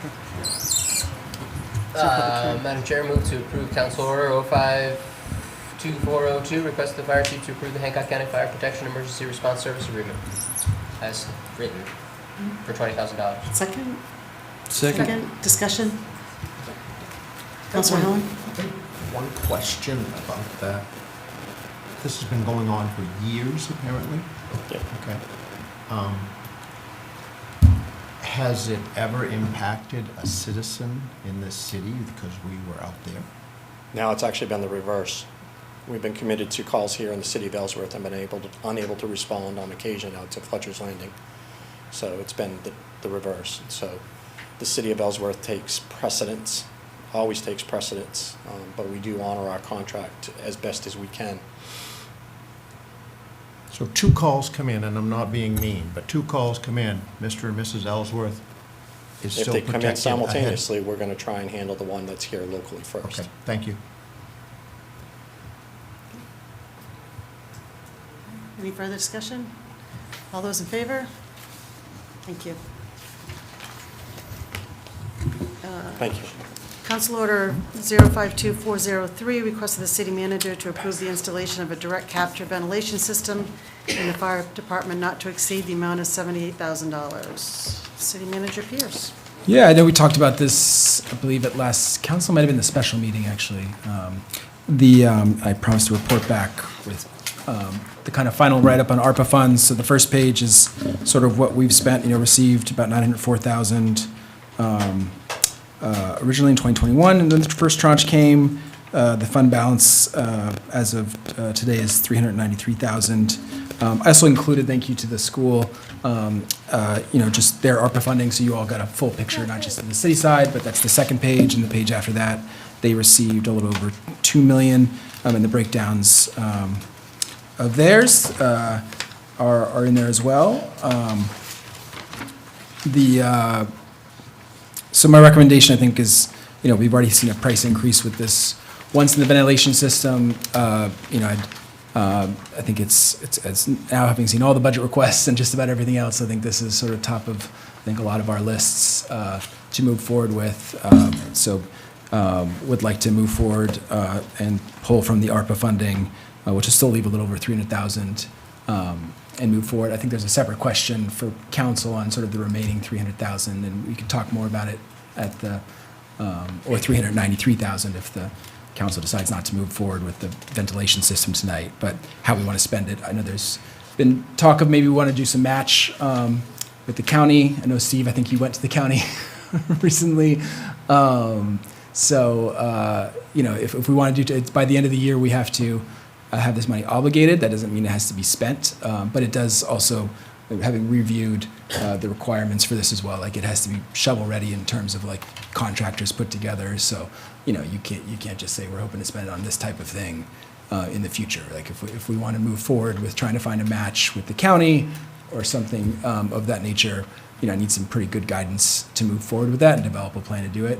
If we want to go in the direction of just, you know, of tagging our budget items, which we have a few of. I was trying to get that ready for this meeting, but, and just trying to clear the balance for what would require this in our current budget cycle. You know, I can go that route during this budget cycle as well, so that we're not sending a check back at the end of the year, which I think is kind of a situation to Mr. and Mrs. Ellsworth that we would like to avoid. That's it. So the only thing that I look forward to, I mean, this is definitely something that I believe that we really need to purchase, and so but I do look forward to having a plan for the rest of the ARPA funds instead of it, looking at this, it's, you know, a project comes up and we say, oh, we have ARPA funds, and it just, we'll have after, if the council votes for this, we'll have $320,000. I'd like to have a piece of our budget meeting talking about what we're going to do with this and have it as a full look of the capital needs of this city and not just the project that we need to get funded right now, so. I agree with it. That's the context for the rest of it. Okay. Councilor Helen? I'm with you. When this whole thing started, my understanding is there was $880,000 there, and it's just been little project, when it could have been something we all could have remembered from that. And secondly, I've heard the stories about why we need it, okay? And I just would ask this question. I understand that it's unhealthy to breathe all of these diesel particulates, etc. But don't we have the same problem at the highway department? They have a ventilation system there. They have a fan. Well, according to Adam, and they also don't run their trucks inside as much. I mean, Yeah, and they don't live, these guys live in this. This is their home while they're working, and so they sleep in it and. I'm just saying that, you know. And we've received OSHA and NIOSH violations for not having this too. Yeah. But we talked to the highway foreman, and he said that they don't need one, that they don't have a fume problem with that, right? He said they had a ventilation system, and yeah, and they also said that they don't run their trucks inside in the same way that the fire department is required to, because yeah, I checked on that after the last meeting. How do they get them out? Open the doors first. Push it. Okay, all right. Yeah. Councilor Smith? Do we have a motion yet? Nope, I would love one. I would like to make a motion to Thank you. allocate $78,000 from remaining ARPA funds to complete the installation of a new direct capture vehicle exhaust ventilation system for the fire station, and would like to speak to my motion. Once there's a second. Okay. Do I have a second? I second the motion. And further discussion? I had the opportunity to go tour the fire department specifically to look at this and to the other issues that we had heard about. In that conversation, I said in my mind the priorities are for all of the budget considerations we have, health and safety is top, and this is one. I mentioned to the chief my dad was a firefighter for 25 years or more. I talked with him after having done this tour. And he talked about the experiences of the exposure that come with this job and the implications of lifelong health issues for firefighters as well. I was already there, but it certainly resonated that we need to take care of this now, and I think it is a very appropriate use of the ARPA funds, and knowing that from here, after this, I think, again, within the larger context of the budget conversations we're having, looking at where ARPA monies are best spent for. But I see this as an immediate, I would say, emergency health and safety issue, and that it is appropriate to move forward now. Thank you. Thank you. Any other discussion? All those in favor? Unanimous. I have a question for the manager. Maybe we can look into if there are other OSHA or NIOSH violations going on elsewhere in the city that we may not have heard of, just to see if there are safety concerns we can address if they come up. And attended a great public safety meeting with Thomas and a lot of our other public safety folks. That, I think every couple of weeks we have it. And we actually had a whole list of things that our insurer, when they did the reinsurance, that we're addressing, bullet by bullet. So happy to maybe report out to council on kind of those activities, including, potentially tagging someone full time is they're just walking around all of our facilities and making sure, everything's up to snuff. So definitely we'll report back on that. And to your point, Nancy and Michelle and Steve, on this last ARPA piece, I think. So when I was hearing in the conversations about that, it was like you wanted the accounting as opposed to what I'm hearing now, which is like, how do we have this mean something towards the ARPA that's recognizable? But that was in budget, and what's left in the budget that could qualify for this, where are we at? I'll make sure to have a special tag on that so we can circle the wagons on it. Thank you. Sure. Okay, public hearing and action on property located at 7 Fairground Road. Did we vote? We did. Yeah, it was unanimous. Thank you. Can I ask one more thing before we move on after that? The school ARPA fund outline is not, I don't know if it's the same format. I really like the first format where we could see what was spent in what years, and I'm not sure how to interpret This, I'll go through it that with you, yeah.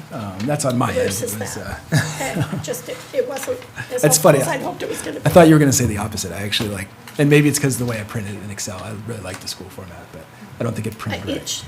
We can talk about why I don't like it. But you're right, this is easy to read. But it's not the font, it's the way it's laid out. No. Okay, public hearing and action on property located at 7 Fairground Road. The action is to determine whether the residential building located on land owned by Sandra L. Kaslaskis, map 137, lot 113 of the Ellsworth tax maps described in book 2901, page 308 of the Hancock County Registry of Deeds, is a nuisance or dangerous in accordance with MRSA 17, subsection 2851. Code Enforcement Officer, Mr. Grant. I'm back. So again, this is another one that happened before my time in the office, but here I am. I guess for any of you that might not remember what happened, in February of 2023, the house at 7 Fairground caught fire in the upstairs, and it has been uninhabitable since. The family that owns it was given insurance money to fix it and for their belongings on the inside, but the bank claimed the money for whatever reason that may be, and they no longer had the money to be able to fix the home. So it has sat there since, and has not, they don't live there anymore. As far as I know, they still collect their mail there, but we don't even know where the family has gone, to be sure.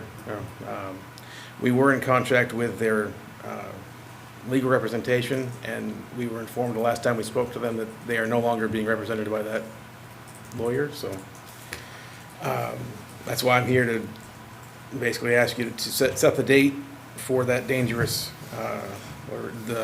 building public hearing, and we're suggesting that you do it at the July council meeting. July? Yep.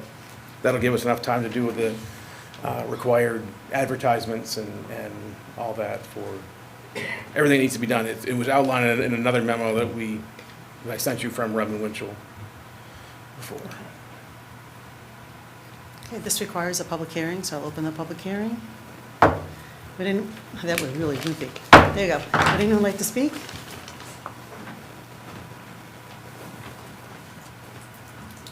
Hello, Dottie Small, 310 Main Street. We live approximately 200 yards from this burnt-out house. The rat problem is unbelievable. We can't even put out a bird feeder. They were lovely people, but they were hoarders. If I have sent you all pictures, my husband has sent them. I've complained to Laurie many times, and I'm sure he'll hear me more often. The whole upstairs was burned and the windows are gone. They put a tarp over that, which blew off in the first storm. The doors aren't closed. The barn, which is full of medical equipment, it looks like, has a tarp over it. There are children in the neighborhood. Kids are curious. They're going to go in that building. It's just horrendous.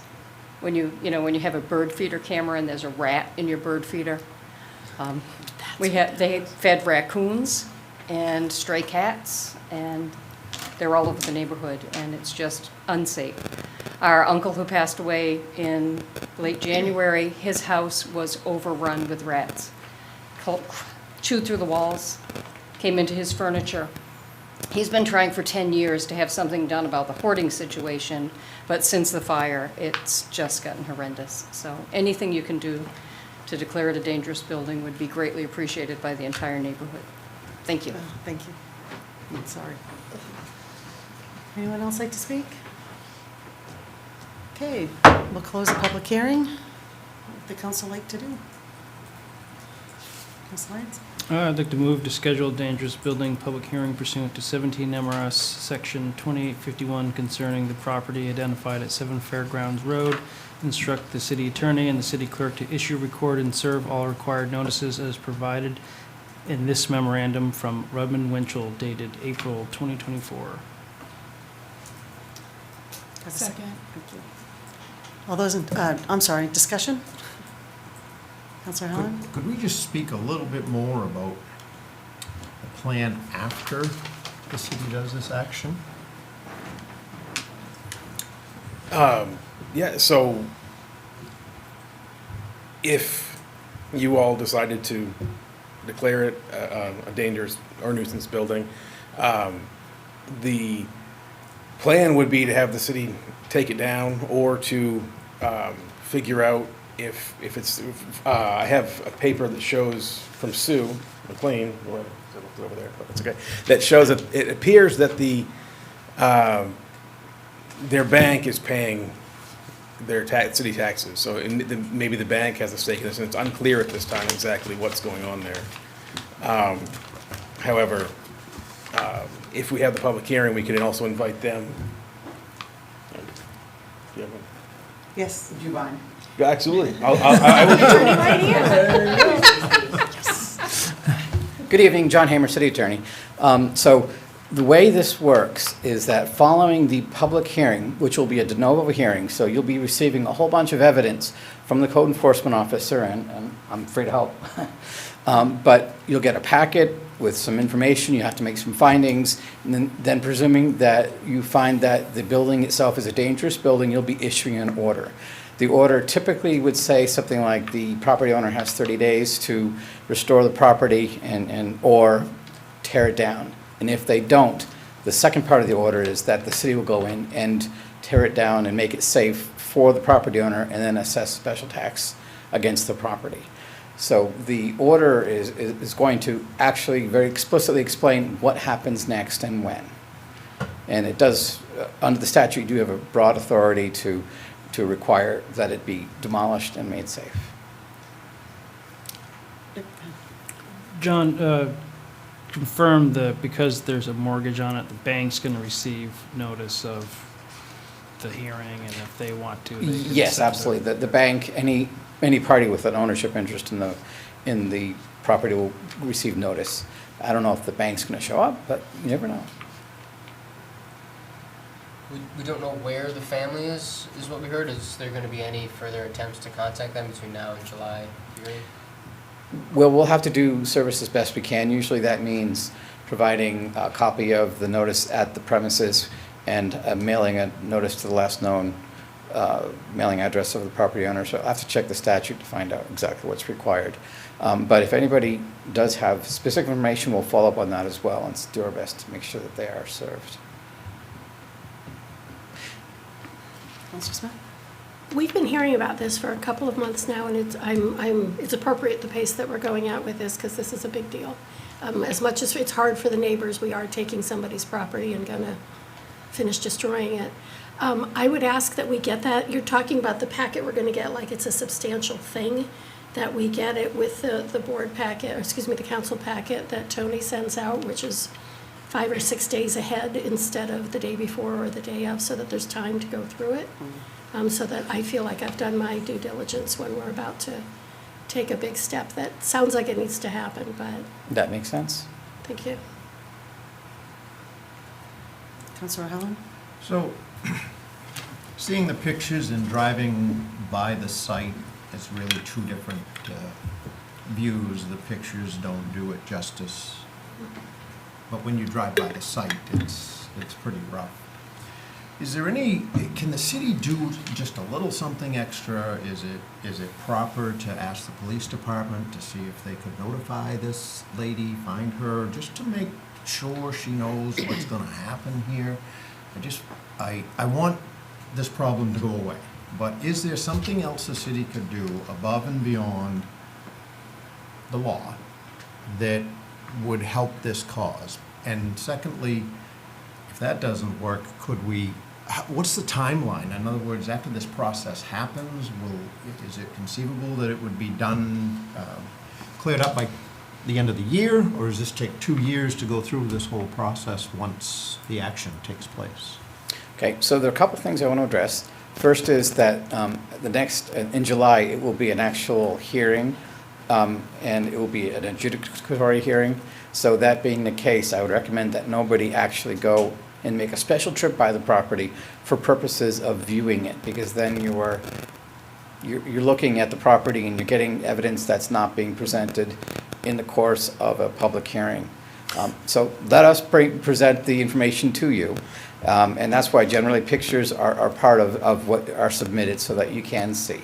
And the code enforcement officer will have the opportunity to testify as to the conditions. Neighbors can testify as to the conditions, and then from that closed universe of materials, that's what you have for your record to make your decision.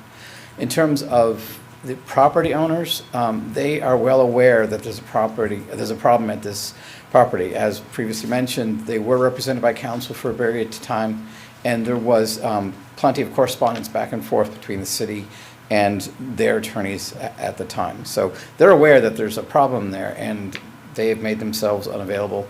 I don't know why. It could be because they are unable to appear or unwilling to, but either way, it doesn't matter. We'll do our best to serve them if possible, or otherwise provide the legal notice required in order to proceed. It has been going on for a long period of time. It is a significant proceeding because we are in effect, or you are in effect, ordering the demolition of the structure if they don't repair it within a certain period of time. As I mentioned, that time period is often 30 days from the date of service of the record of the determination. So yes, it could be demolished and made safe before the end of the year, and perhaps even before the end of the summer. It might be late summer or early autumn, but certainly it can be done before the end of the year. So I don't know if I covered everything, but I ran out of words. An attorney running out of words? Biting my tongue. For now.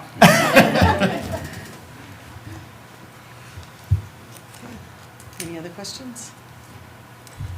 But if I may, when the time comes and there is a public hearing, how is the rat population dealt with when the building is destroyed? So the rats will lose where they've been living, and what does that mean for the neighborhood? So that would be a question I would look for an answer to in the public hearing, just how that, it's more than the demolition of the building from what I'm hearing from the neighborhood. I definitely think it makes sense to consult with the ACO. I'm not sure how to handle the rats, but I suspect when the harbor is gone and there's no place for them to live, then natural events will happen that will reduce their population. But eagles, but Mother Nature will take care of its own. It's the harborage that creates the safe place for them to hide. That's really the problem, and that's one of the major problems with many dilapidated structures, is that they've good had the hiding place. opportunity to be bountiful in their Yes. reproduction, so. Yes, That- but that's a good question. We can certainly open the ACO and find out what can be done with that as well. What's the ACO? Animal control officer. That one I knew. Thank you. Any other questions? Swear to God, I don't know if we made a motion or not. Yes, we did. Okay, thank you. And wait, that was our discussion. Okay, all in favor? Thank you. And thank you, John, for the information. Okay, item 17, public hearing and action on council order number 052404, order authorizing issuance of up to $1.2 million of the city's bonds to finance the acquisition of 11 Avery Lane, and authorize the city manager to sign all necessary documents, and Superintendent Bowles. Oh, Jason. Oh, look, he appears. He's going to put me on Zoom so you can see the documents. I know, I'm sorry.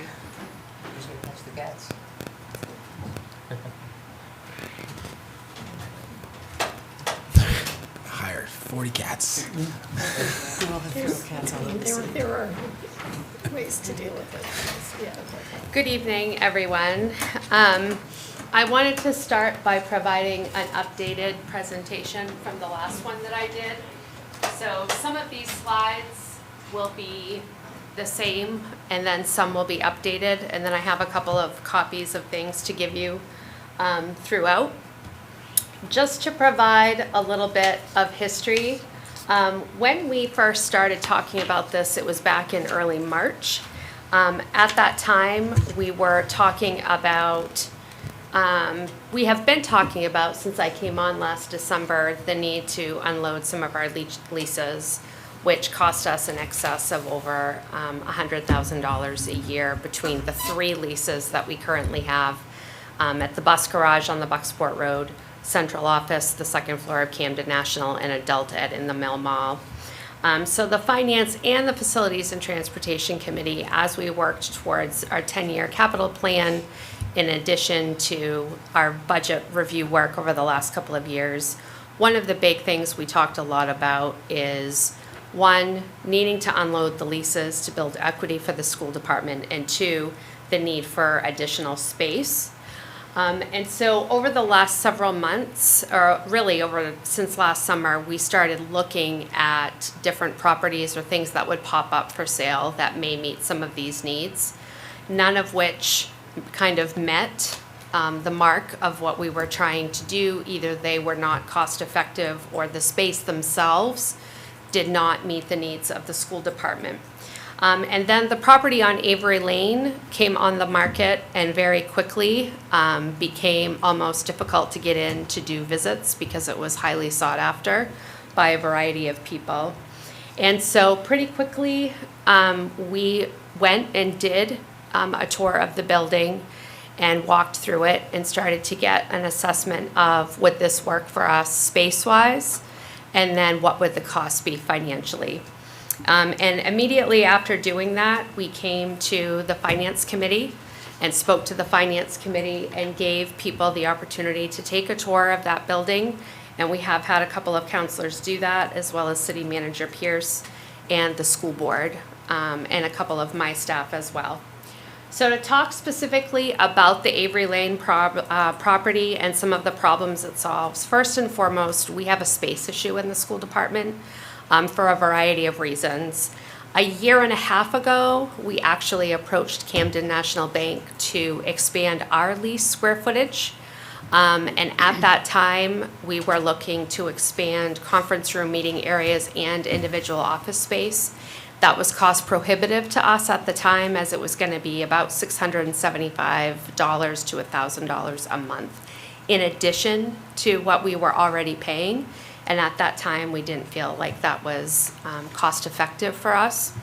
It also, we have an adult ed configuration problem. The current location is fantastic for foot traffic.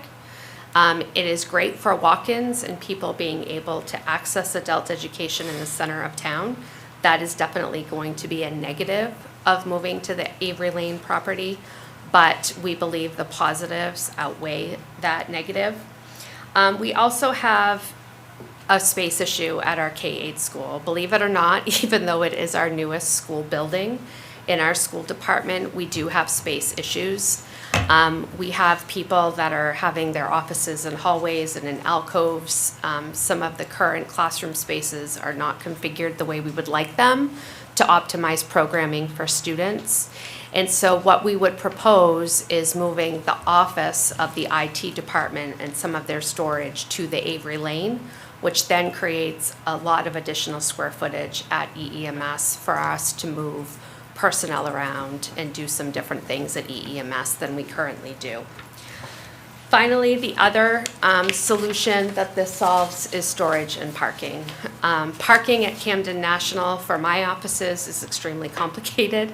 We're either battling for lots on the road because Camden National actually only allocates one parking spot in their back parking lot for us. So my staff and all of the people that do that have to fight for spots on the road or try to park in City Hall. So that is an issue. And when we have larger meetings, because Ellsworth is the hub, all Hancock County superintendents, curriculum, special ed director meetings all happen in Ellsworth. Parking is a huge issue and complaint we often get, and this property certainly helps with that because there is adequate parking. We as a school department do not want to continue leasing at high amounts. We don't believe it's fiscally responsible, and we've now been holding on to these leases for 10 years, which has cost taxpayers an enormous amount of money, and we currently don't have anything to show for it. The school board has been very clear that they would like us to move in the direction of having our own property that we can then invest in and or change and then possibly sell, depending on how things come to fruition, case in point, HCTC, so that we have opportunities to grow and expand as schools are changing dramatically. We also see this property as an opportunity. The large space that is a part of Avery Lane is really optimal for a training site. We constantly get questions, do you have a space that we could bring our employees in or a group of teachers in from other school departments, from businesses? There aren't a lot of places, I'm sure you've heard, where you can have those kinds of meetings and trainings in Ellsworth. We believe that over time we could do that and manage that in the facility as well. The building itself has long-term potential for us as a school department in terms of our visioning and growth. We've talked a lot with Matt and Jana as part of the comprehensive ed plan and how things could progress with the school department over time. So I think this is a really key piece to the puzzle for the school department moving forward, and eventually, as I said, could be an asset that we could either utilize for other things and or sell later on down the line. So to give you some ideas of costs, I did put this together.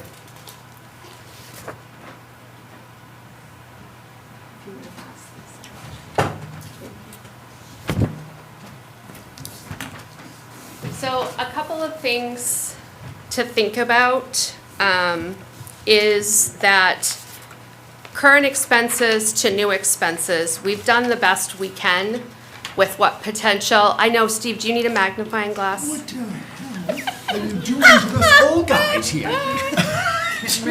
Come on. So some of it's up here, Steve. I'll help you. You ready? All right, current expenses, the Camden lease payment, we pay $56,700 a year for the lease at Camden, okay? We pay this year, we paid $661,000 for the Mill Mall Adult Ed, for a total, I put it in bold, $90,000 approximately, just in the lease payments themselves at the two properties. Now, what I did on the right-hand side, and I'll get to that in a minute, if we stick with current expenses, part of the adult ed Mill Mall payment is pure lease, and part of it is expenses to help cover shared costs with other businesses that are also at the Mill Mall. But in addition, we have these additional expenses, and it's easier if you read it up here. Way easier, Steve. That's assuming I can see that far. Oh, come on, you can, right? So, in both leases, if we want to change anything with the space, we're responsible for paying for it. Right now, those of you that have been to central office, we have to do something. The carpets are ripping, they're a trip hazard everywhere. If we stay there, we're gonna have to invest an incredible amount of money into upgrading that space. And to me, that's not fiscally responsible. And it is something that is a part of the lease that we would be required to do. And again, as I mentioned before, if we were to add space that we need, and even if we tried to add the kind of space that we have at Avery Lane, we're not going to get the kind of space, but it would be at an additional minimum of $675 a month on top of the current lease payment. So that's our current expenses. So some things to consider, and this is where I'll kind of go into a little more detail on the handout that poor Steve I'm going to help with. So I'll help him with it. Avery Lane, the purchase price of Avery Lane is $1.2 million.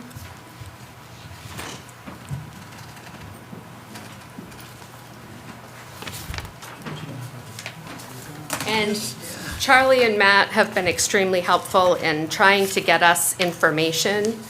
So if you look at what I just passed out for you, circled on the right-hand side, the appraised value summary of Avery Lane is currently $1.262 million. And the land value is $114,870. So we are getting a steal on this building. And I know in talking to other citizens that other people put offers way in, probably over asking price from what I've heard. So we are getting a good deal on this. I'm assuming you want questions as you go? If you want to. Just because I'm not understanding the numbers you're saying. I see total parcel appraised value, 1.262 million. Yep. Look at the bottom. And that includes the land on the bottom. That includes the land. It includes the land on the bottom. It includes the land. So you're saying we're getting, it looks like we're paying fair market value. I think we're getting it under. Well, we're getting it for roughly the total appraised value. You're getting assessed Assessed value. value. Assessed value. Not Okay, market so value. There's a difference. Not market value. That's why I'm asking the questions, Yeah, so I absolutely. can keep up. So that's the assessed value. Yes. Thank you. You're welcome. So the other really important piece to this that I think is important is we are getting all of the furniture that is there. So for those of you that have been in, every single office is already completely outfitted. There are cubicles. The only furniture that is not coming with this property is a microwave for the kitchen, which we can bring over, and a conference room table and chairs. Just make sure it's not a hot plate. No hot plates. Good point, good point. But we have everything furniture-wise. In addition, Bar Harbor Bank was very generous and left us all of their fireproof file cabinets, which for records retention, those are thousands and thousands and thousands of dollars each. And they left all of them as part of the purchase. So that is a huge cost savings. What is on the Google Doc that I shared with you, we started to really try to dig in and give you an idea of what running the costs of this building would be. We took, and we have a variety of rates. Until we go to the bond bank, we don't know until the fall what exactly the percentage is gonna be. So if I do a 20-year loan at 7% interest, it would be approximately $115,000 a year. Okay, so that is a little bit more than what we are paying right now, 100%. But we knew that going in.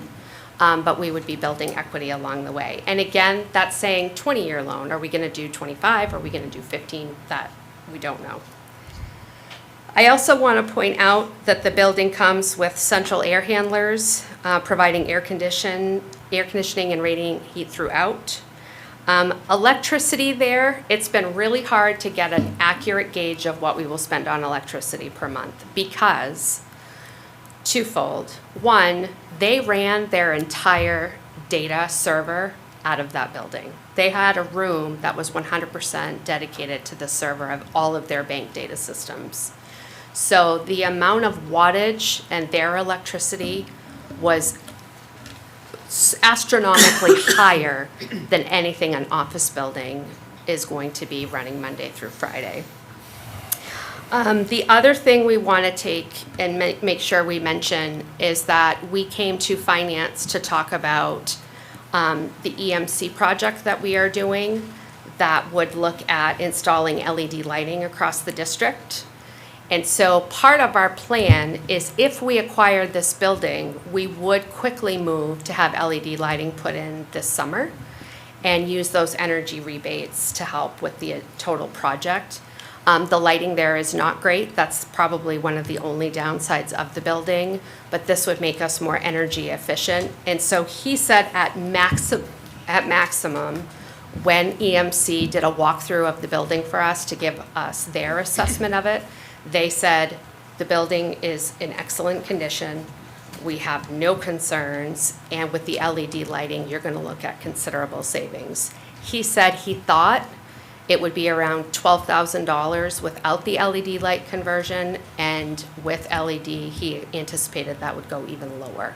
But he didn't want to undershoot or overshoot, so he thought that was a fair estimate.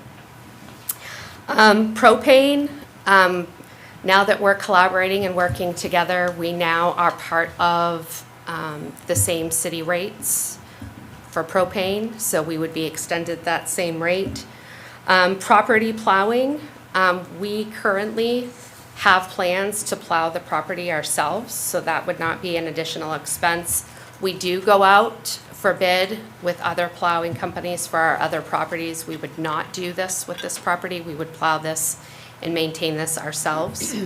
The one thing that we continue to work on, and Adam and Matt have been trying to help me with, is the plowing of the actual road. It is a private road, and so we either would have to join a road association and do part of that, or there was discussions at one point, I don't know where they are, about the road being part of the purchase.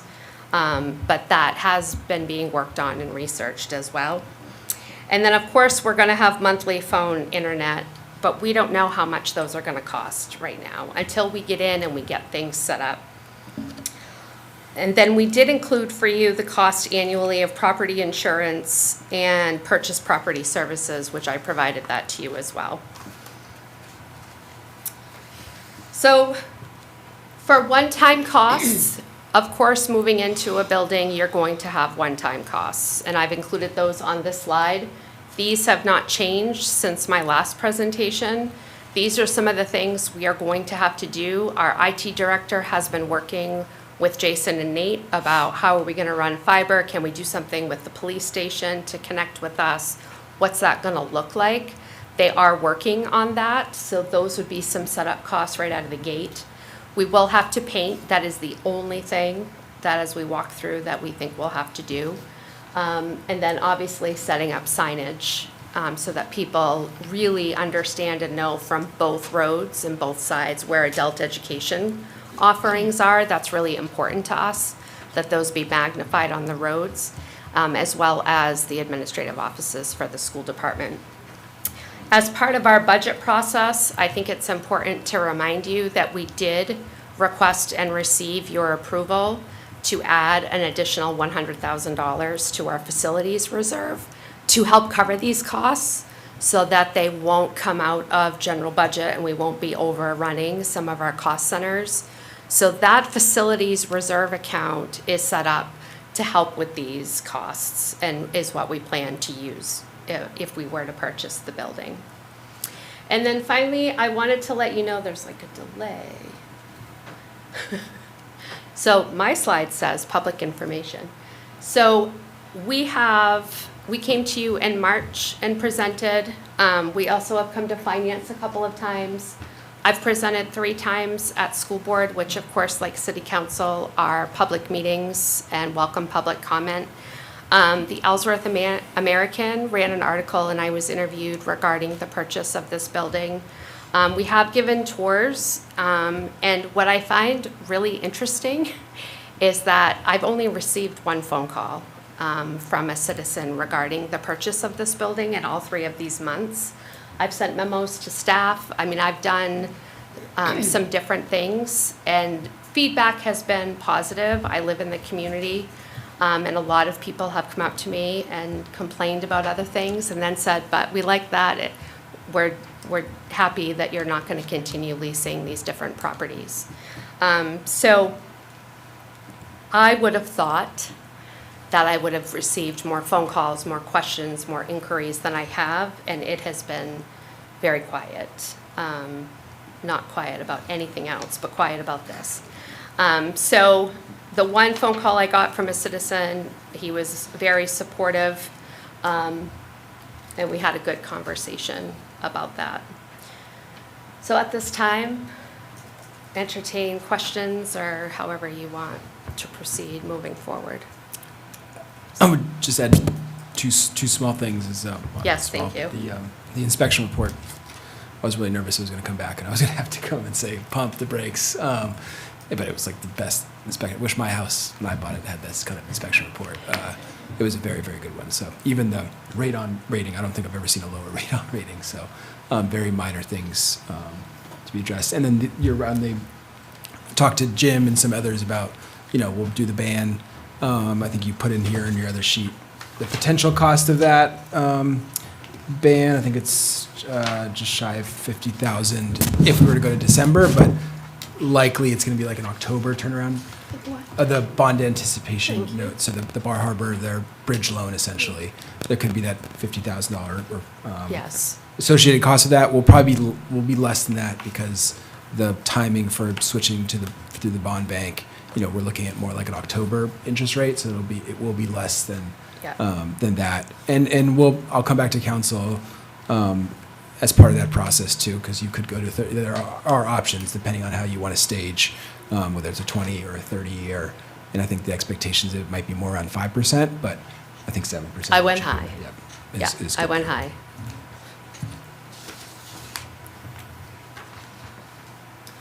There was also, I think Steve brought this up last conversation, which was the overlap of having to continue with some rental contracts while Yes. we would be closing on this.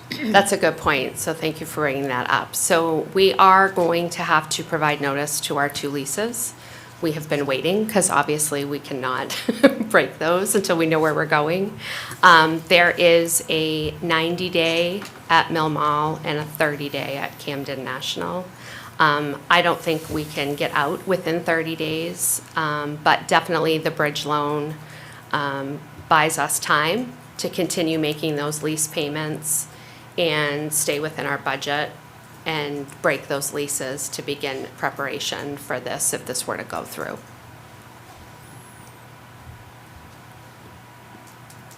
Councilor Heller?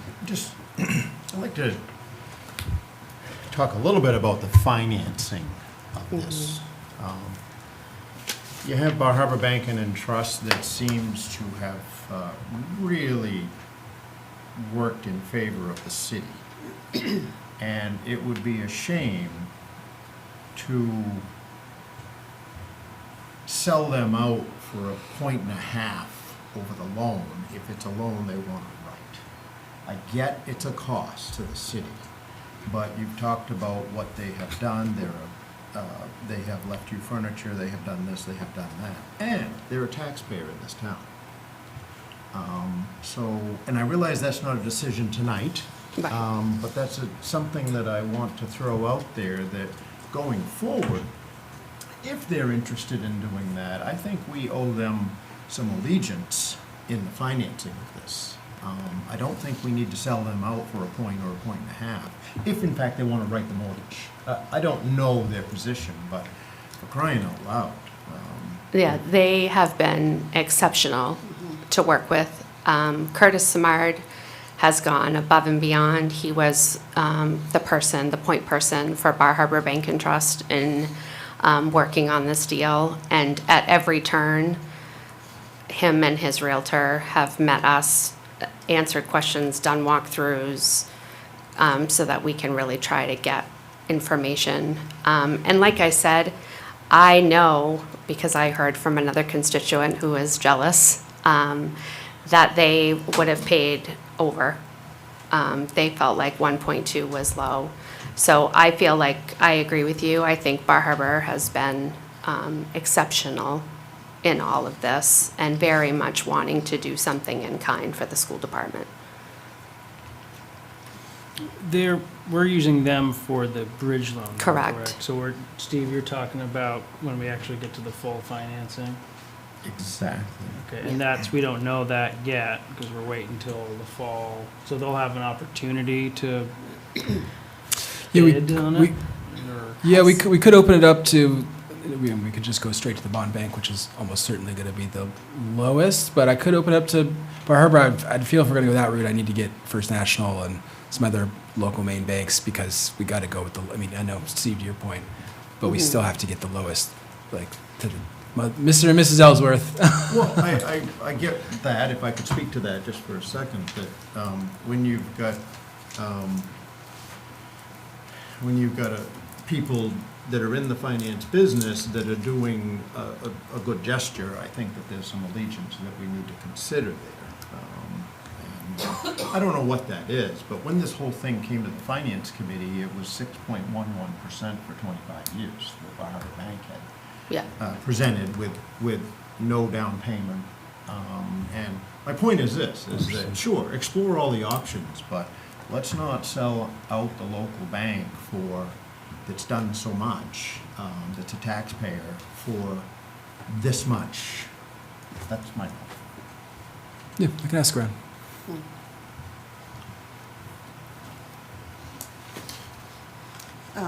So this is a public hearing, isn't it? It is. This is a public hearing, so I'll open the public hearing if there's anyone from the chairs that would like to speak. What work in Ellsworth? I think buying is a much better idea than leasing, there's no doubt, we already learned that, okay.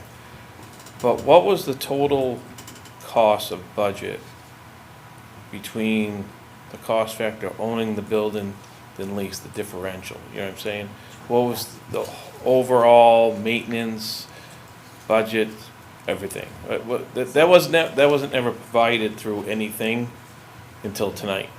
So it didn't give people opportunity to hear that, to see that.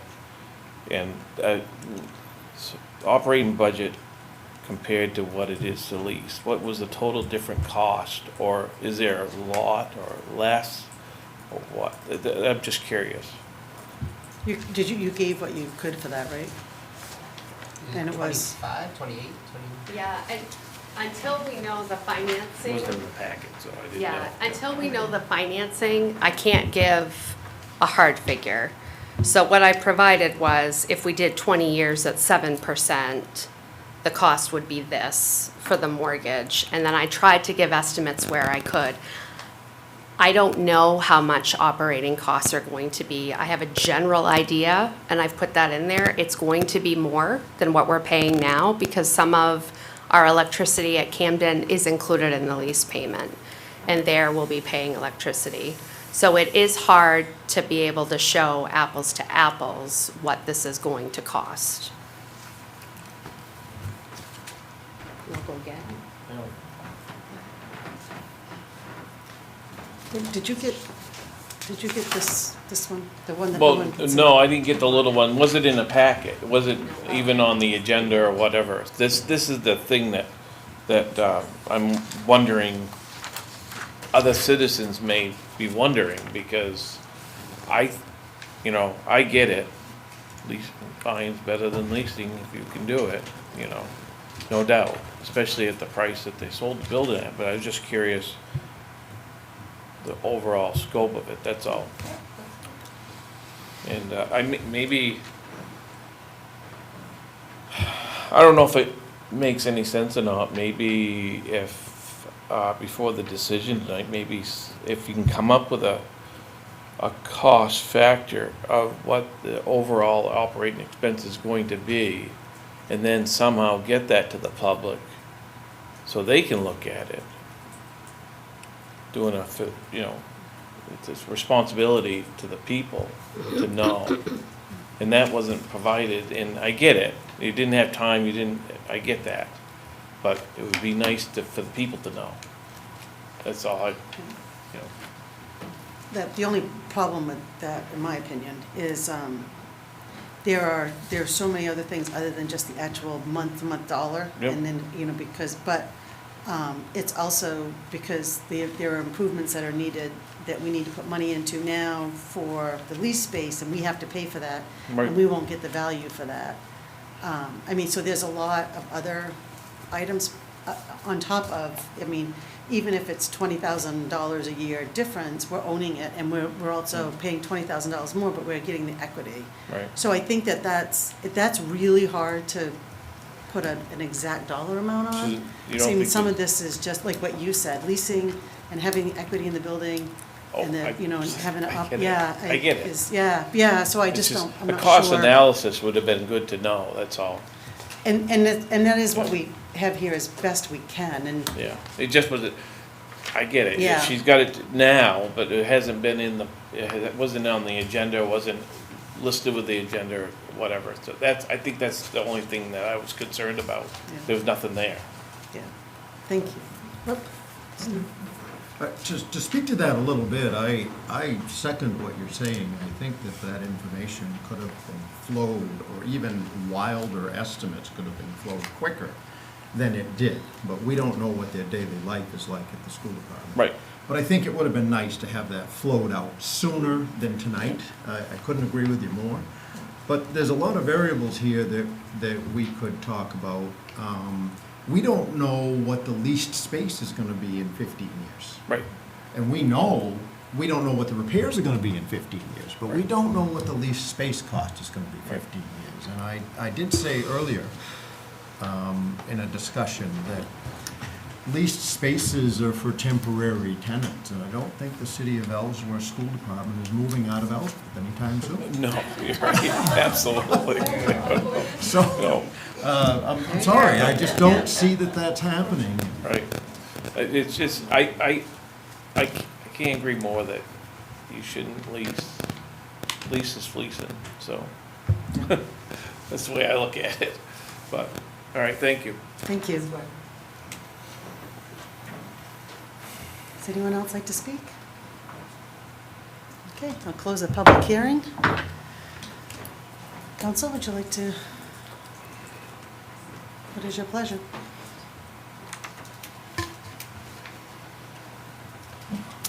I'd like, Tammy? Oh, no, go ahead, no. Look out, Steve, you're between them. Move to approve the order authorizing issuance of up to $1.2 million of the city's bonds to finance the acquisition of 11 Avery Lane.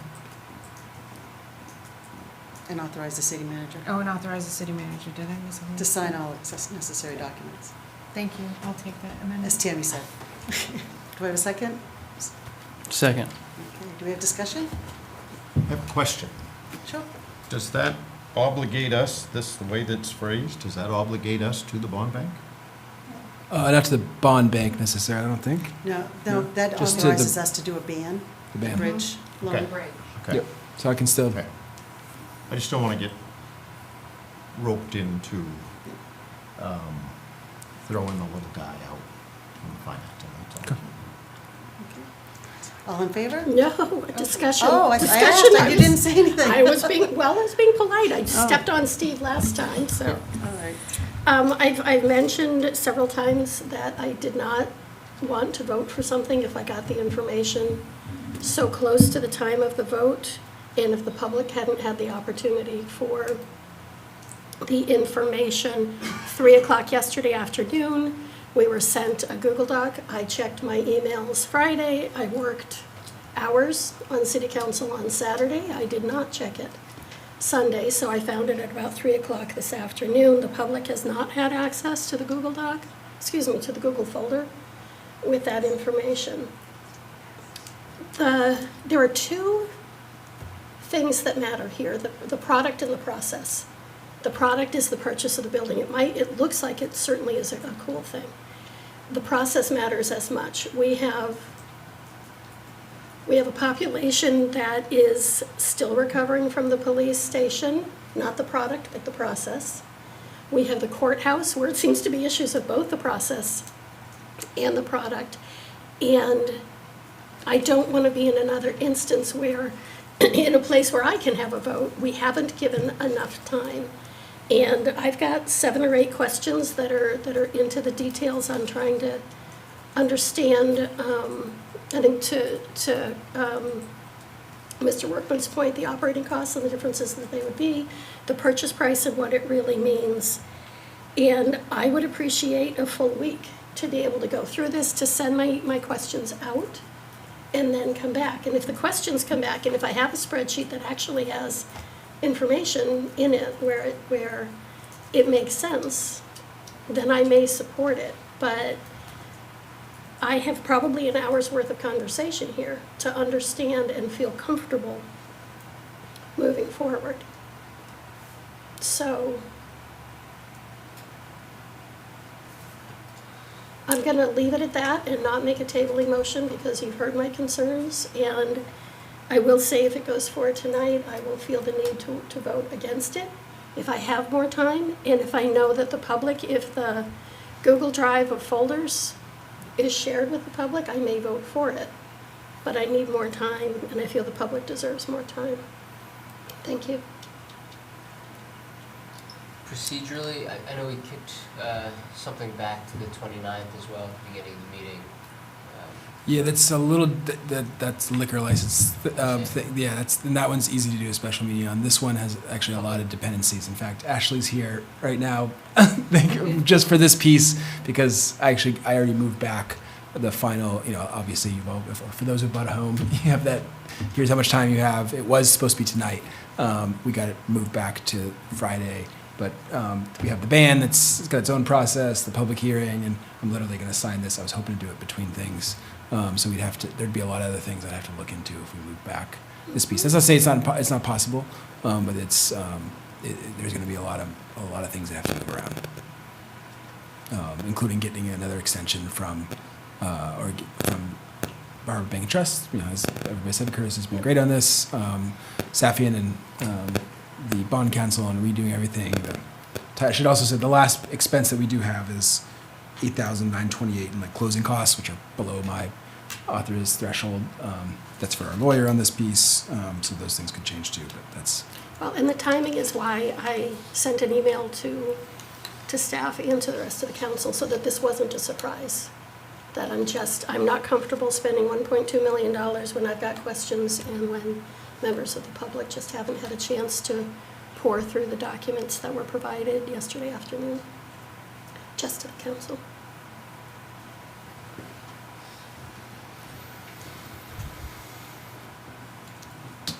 Yeah, we have seen and heard a good amount of this information, but stretched out and parsed out. We heard what the leases cost during the school board budget, the school budget meeting, and that was a month or two ago, and we discussed this property last meeting during one of the budget hearings as well. And what we heard was more information will be coming, and it hasn't been in writing before. It's been reciting.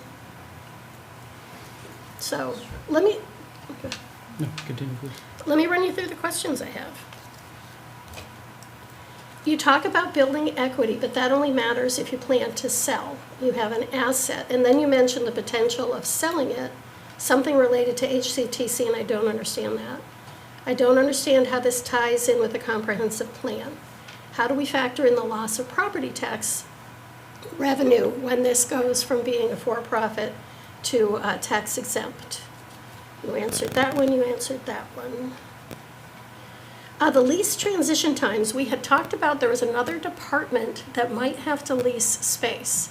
And was there a way to coordinate that? Was it Public Works? Somebody needs additional space. And I had mentioned during the budget hearing something about is there a fit there? You've talked about this property has room to grow into. Is there space for another department to have some of that space? You mentioned something about an additional $675 a month tonight. I didn't catch what that was. is there any way that ARPA funds could be used towards the purchase price?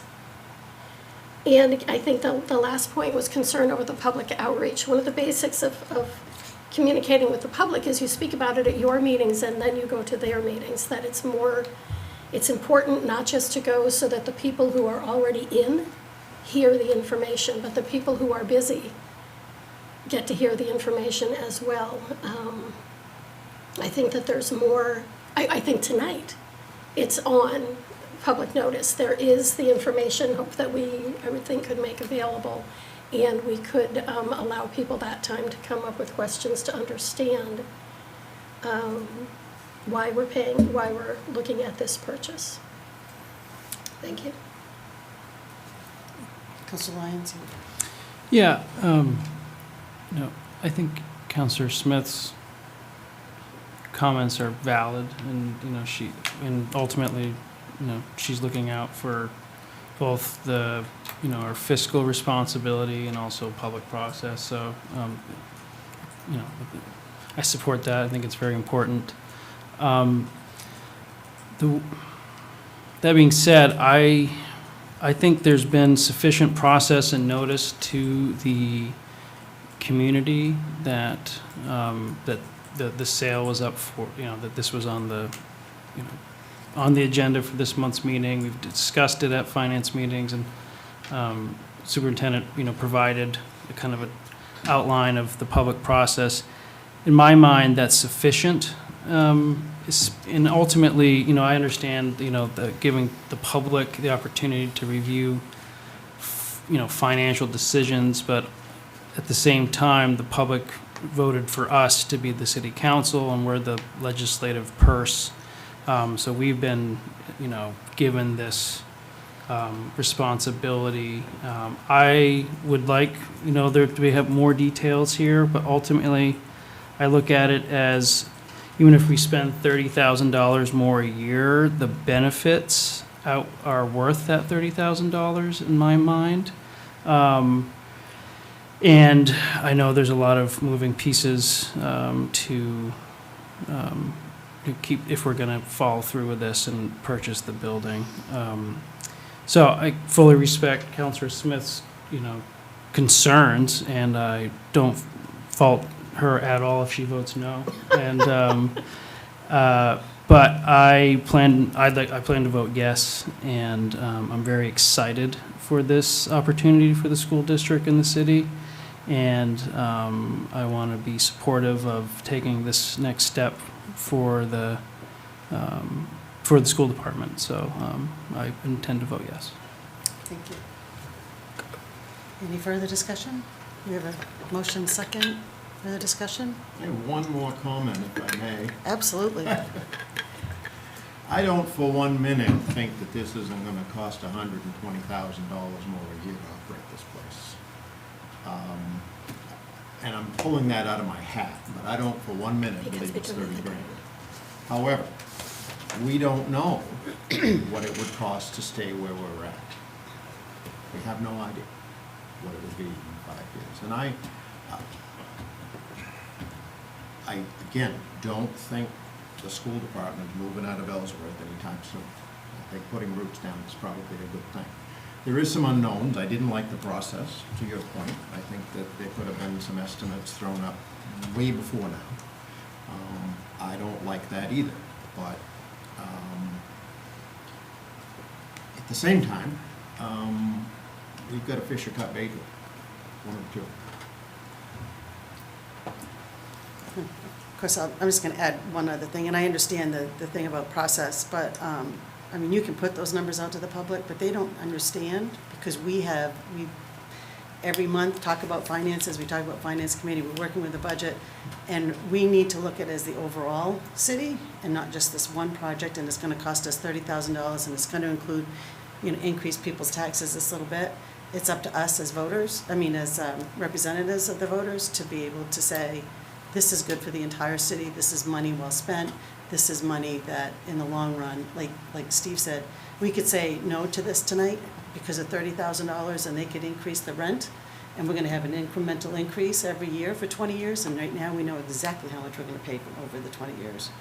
So you know, the process with some of the other pieces that have been, I guess, not as popular in the city, is mainly because it was done in one meeting. We have had 4 or 5 meetings that this has been talked about. May not be right down to the exact dollar and cent that it's gonna cost, and those are still gonna be estimates and guesses, but people have known and they've had the opportunity to ask. It's been talked about in the public, and people have had the opportunity, as some did, to call the city manager, to email us, to talk to the school board, and one person has done it in 3 months with all of these notices. So they may not have been able to see it on TV, but they've had an opportunity to contact us in other ways. So I, too, am going to vote. And I do respect what Nancy says, and I appreciate you looking out for the taxpayer, honestly, I do, but. One further comment, you mentioned coming off the tax rolls. My understanding is that's a revenue of about 20 grand a year to the city. Jackson Lab was gonna buy it if we don't. It's coming off the tax So we rolls hear, anyway. I mean, and if they do, they do, but I have a. But I like what you're saying, don't get me wrong. I have a but spreadsheet that doesn't make sense and has blanks, and I thought, like, this is a budget that residents can understand. This is as close to a household budget as any of the issues that we've raised would be. So I'm frustrated with that. And if it moves forward, it moves forward. This is how the game is. It's not a game. This is how the process This is how works. the process works, absolutely. But I am just. I wish that I had a week for those questions to be answered. I don't need to tour the building. It's not about the building. It's about having solid numbers and an understanding of what we're doing. So. Yeah, thank you. No take it on process, and next time, Yep. I think I've learned a lot here. We'll get to it, and I would say on the lease versus, but we do, once we clear the 20, 30 years, we have no more costs, so there is that. Oh, there's always costs. Yeah, well, but we like this building, that would be really cool to see, even like for the next 20 years. Even the next 10 is a reasonable window. Yeah. But what I have is a bunch of zeros and negatives that don't make sense next to expenses and things that have been said without the backup, so I have nothing new to say at this point. I am out of words. Okay, are we ready to vote? All those in favor? And opposed?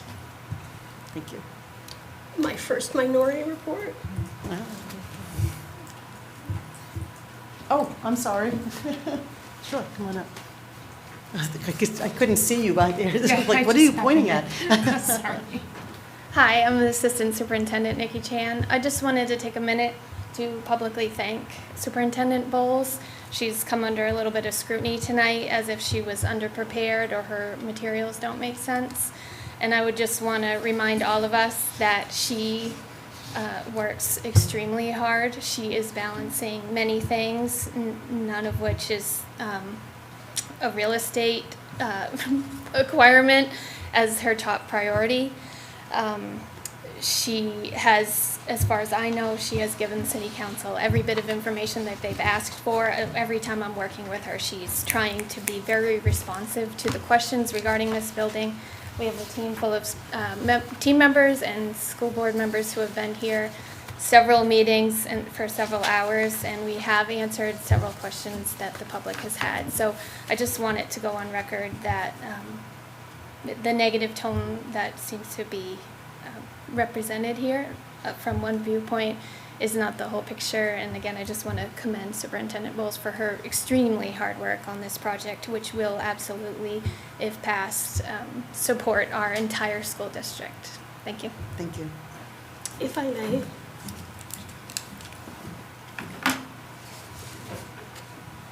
Superintendent, there is nothing negative that I have presented in my words tonight. I'm doing my job and asking hard questions, and I had given you fair warning ahead of time that I have these questions. And I feel that as you are doing your job, to the best of your ability, with much respect from your team, I am also doing my job in this role. Thank you. Thank you. Okay, we will move on. Item 18, council appointments, discussion and action to appoint Nathaniel Moore as interim treasurer. Thanks for coming in. Thank you.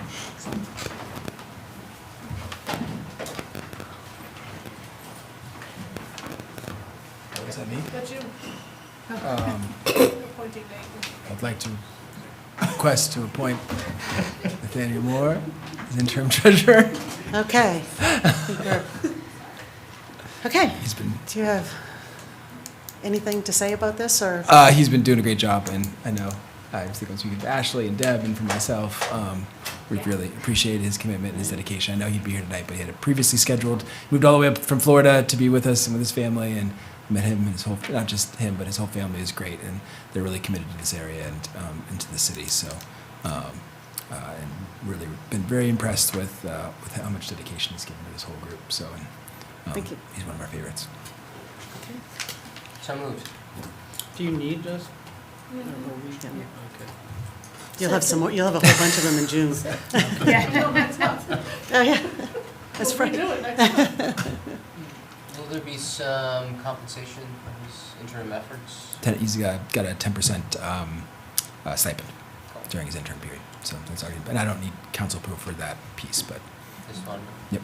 Can you explain the difference between his current role and that of interim treasurer?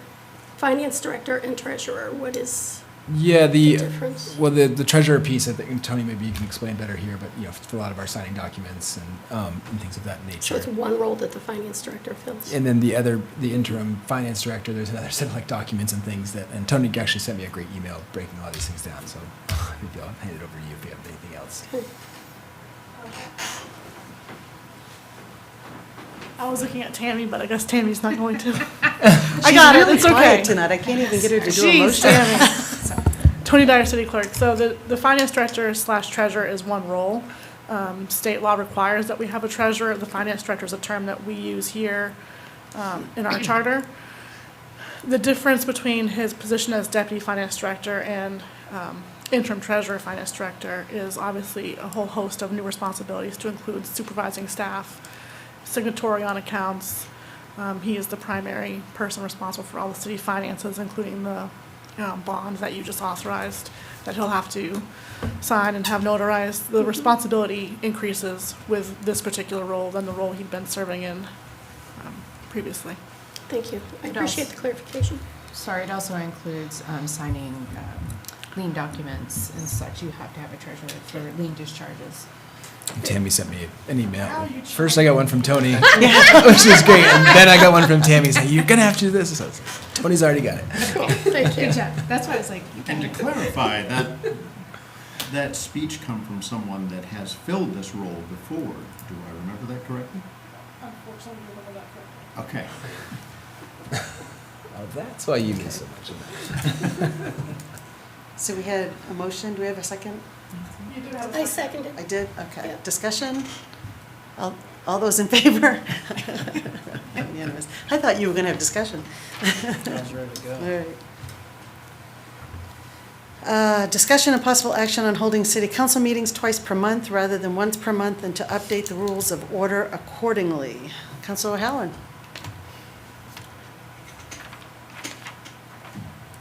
Thank you. This is something that I've been chewing on for 3 years. I think that a lot of other communities have done it when I looked into it. And I'm not sure of the negatives. I'm sure there are some negatives. If it was just once a month that we're really meeting, then that's great. We could all have lives outside of here, but that's not reality. We have many special meetings, many workshops, all kinds of different things that suck up more than one night per month, as we all know. One of the things that I would like to see is the first and third Monday of each month. I think that would provide us balance. I think that would stop us rushing through the last bit of the regular meeting. I think that it would perhaps reduce the special meetings, like we just heard tonight from Jordan Snack Bar. We'd already have this schedule and a workaround for that. In January, it's always a big guess about Martin Luther King Day, do we push that meeting ahead, or do we push that meeting behind? Which day do we do it? You know, we're gonna do it early in the month, we're gonna do it late in the month. If we had 2 meetings, you cancel that meeting. So you go to 1 that month. It's a thought. The budget process, I believe, could be interjected into some of this. I think if we have 2 meetings a month, we might be able to handle the budget process a little different next year. Maybe I'm wrong, maybe there'd be a lot of tweaking to go along with that. But I think that probably managed differently, we would have a more balanced schedule, and it would probably serve everybody well. Everyone knows there's 2 meetings a month. It just, I think, would bring some balance to the whole process, and I'd like to see us at least try it effective July 1st. And we could always undo it, but I think it gives us some balance, and I really think we can cut down on some of this budgeting and committee work that the whole council could see. I'll be the first to tell you that I might be wrong, and maybe there's a lot of negatives that I don't see, but I think that we would have equal time. We wouldn't be rushing through at 9 o'clock at night trying to push things through and make this meeting go away. Yeah. So I was originally somewhat of a fan of this. I mean, that's my, and I think I kind of thought, but having been here for a little bit of time now, so that I think some of the negatives is, one is the incredible amount of work that has to go behind the scenes, you know, to a lot of the things you saw today to kind of prepare the memos, due diligence. And if we're in a twice a month, you know, maybe that'll be a little easier off budget cycle, but like we'll basically constantly be preparing for council meeting. And, you know, there's so many things that take us off, you know, course that we'd have to kind of drop. I know for Tony, especially for department heads. I actually think you might be inviting, like thinking you're going to get less kind of hours of the day, and you're actually going to be, you know, timesing by a factor of, you know, 1/3. Even more in just your total allotted hours. See, the second piece is more on a personal level. Is it's another night I'm not going to see my kids, I know, a month, which, you know, I'm here for the city of Ellsworth. I'm paid to kind of do that, but and Tony and other folks, that's also important to me. Is you know, I think right now I'm getting about 1 or 2 nights a week to see my kids, and you know, that could even go further. So. But maybe there's some change, and also just the public hearing notices that Tony has to send out for these, you know, we're oftentimes kind of in that, but if we were to go this route, I'd want to consider maybe some charter changes on that side, because that would be, you know, just trying to make sure we're able to get those 2 weeks. And I'm wondering, are there other kind of things we can consider to streamline, make these meetings run smoother? That kind of thing. So that's and talking to staff, I think, Tony, feel free to disagree, but I think that's the general opinion of staff too.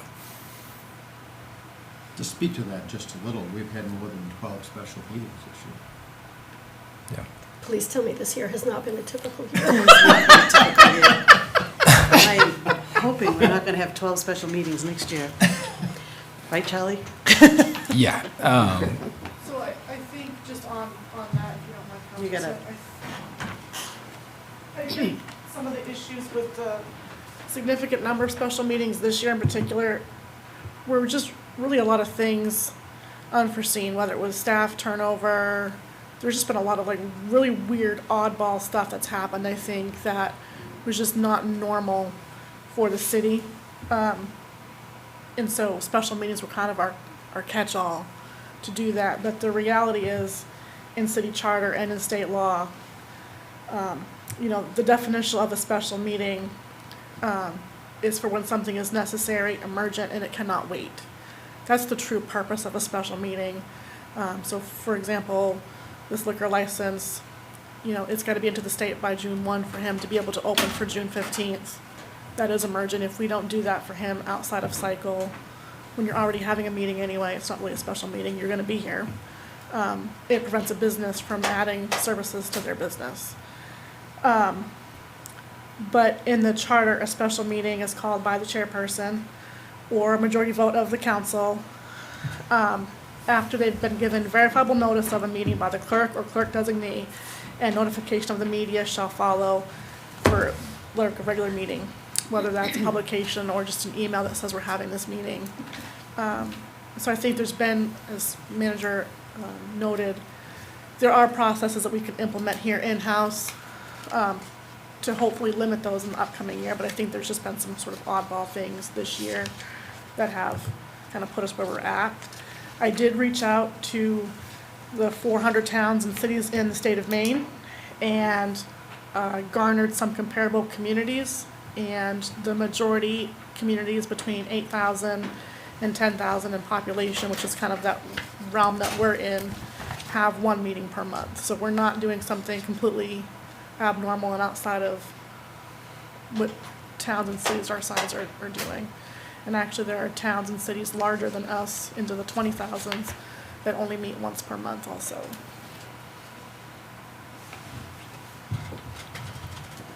Councilman? Yeah, first I think the reasons, I like the idea, Steve, and I think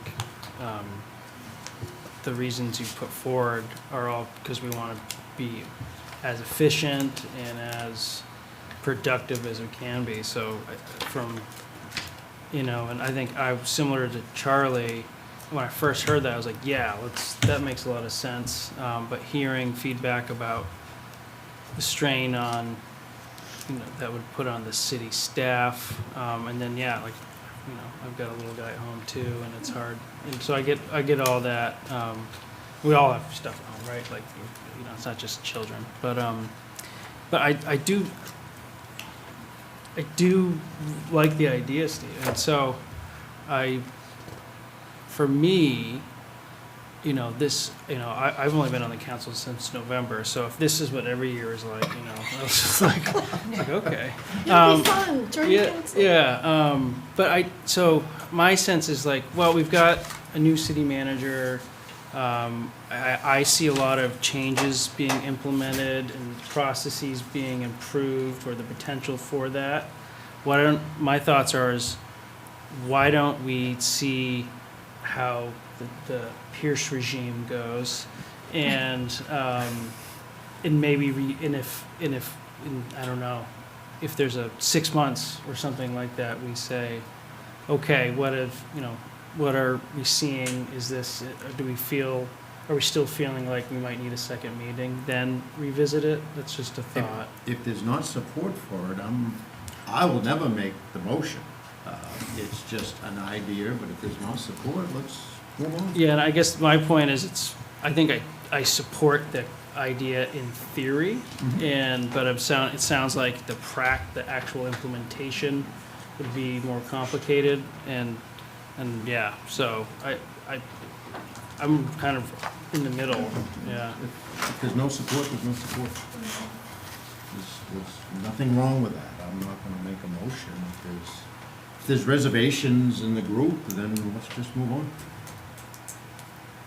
I was also in favor of having 2 meetings a month, just because, again, there's been some nights, it's getting close to 9 o'clock, and I just feel like at a certain point, you become less effective the later it goes and the longer the meeting goes.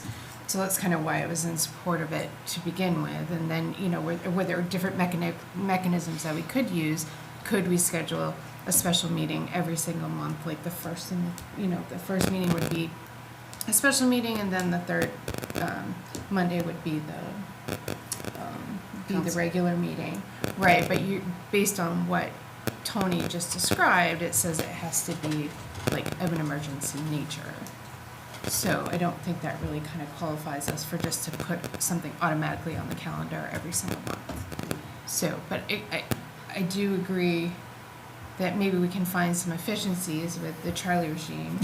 So The Charlie machine. We need a machine, we really need a I like machine. that, I love that, the Charlie machine. She said Charlie regime. Regime. Isn't that Oh, I what thought you said? said Charlie machine. No, Charlie Like, he is a machine. Whatever you guys want to. I do like that. I like Yeah, machine. I like that, the Dream Charlie machine. machine. I would recommend the Pierce Project There we go. as an Oh, option. there we go. Or a big old project for you. Yeah, I like Okay. that.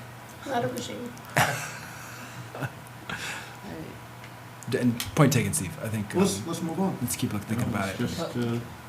Keep looking for efficiencies, looking for. I would love to have some more Yeah. efficiencies. Yeah, I think we're getting there too. I think the memos, it seems like we're clicking, and we're gonna click better. And if we're not, to your point, let's look back in a little while and see if we need to figure out something different. Because I know all of us don't want another meeting. Possible. It's not necessary, yeah, but I also, we want to be able to get the people's business done. Okay, so no action? Is that what no action, okay. Because it said possible action, so.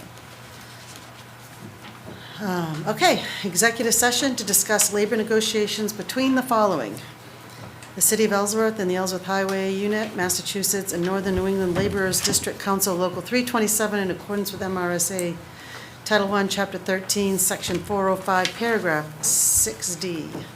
The City of Ellsworth and the Massachusetts and Northern New England Laborers District Council Local 327 Ellsworth Wastewater Treatment Plant, Unit of the Laborers International Union of North America in accordance with MRSA Title I, Chapter 13, Section 405, Paragraph 6D. And finally, the Ellsworth Firefighters Association, Local 3402, International Association of Firefighters, AFL-CIO, CLC, in accordance with MRSA Title I, Chapter 13, Section 405, Paragraph 6D. Do we have a motion? So moved. Second, anyone? Second. So, We're going to have discussion, okay. well, it's more of a process. I'm trying to get Ashley's waiting patiently for this, but we got to have really clerk, and this is for the 1.2 million bond thing. And it's really. Well, we can go into executive session and take a quick break. Oh, that's great. Okay. Can we go into executive session and then we'll just do a quick break? Cool. And then come back? If we can do that? So executive session now, and then and then break, and then we'll Take a break, you can sign we'll your stuff. sign these and things then- up, and then Ashley will have it shipped in the morning. Okay. I'm not positive that's Robert's rules, but Close enough. close enough. Through the chair. Okay, all right, all in favor for executive session? And then we'll just take a 5-minute break. Beals rules. Beals rules, I like those, I told you.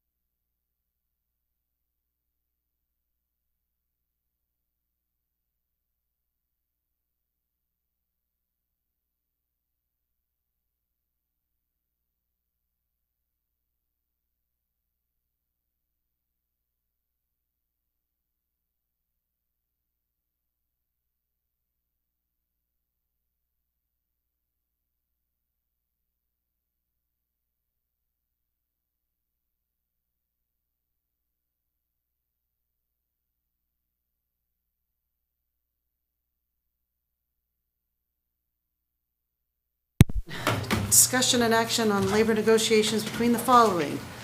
First is the City of Ellsworth and the Ellsworth Highway Unit, Massachusetts and Northern New England Laborers District Council, Local 327. What is your wish? Move to approve the negotiation as written. Second. Discussion? All in favor? Can we have it as, move to approve the contract as presented? Move to approve the contract as presented. Second. All in favor? Okay. Thanks, John. The City of Ellsworth and the Massachusetts and Northern New England Laborers District Council, Local 327, Ellsworth Wastewater Treatment Plant Unit of the Laborers International Union of North America. Move to approve the contract As presented. as presented. Second. All in favor?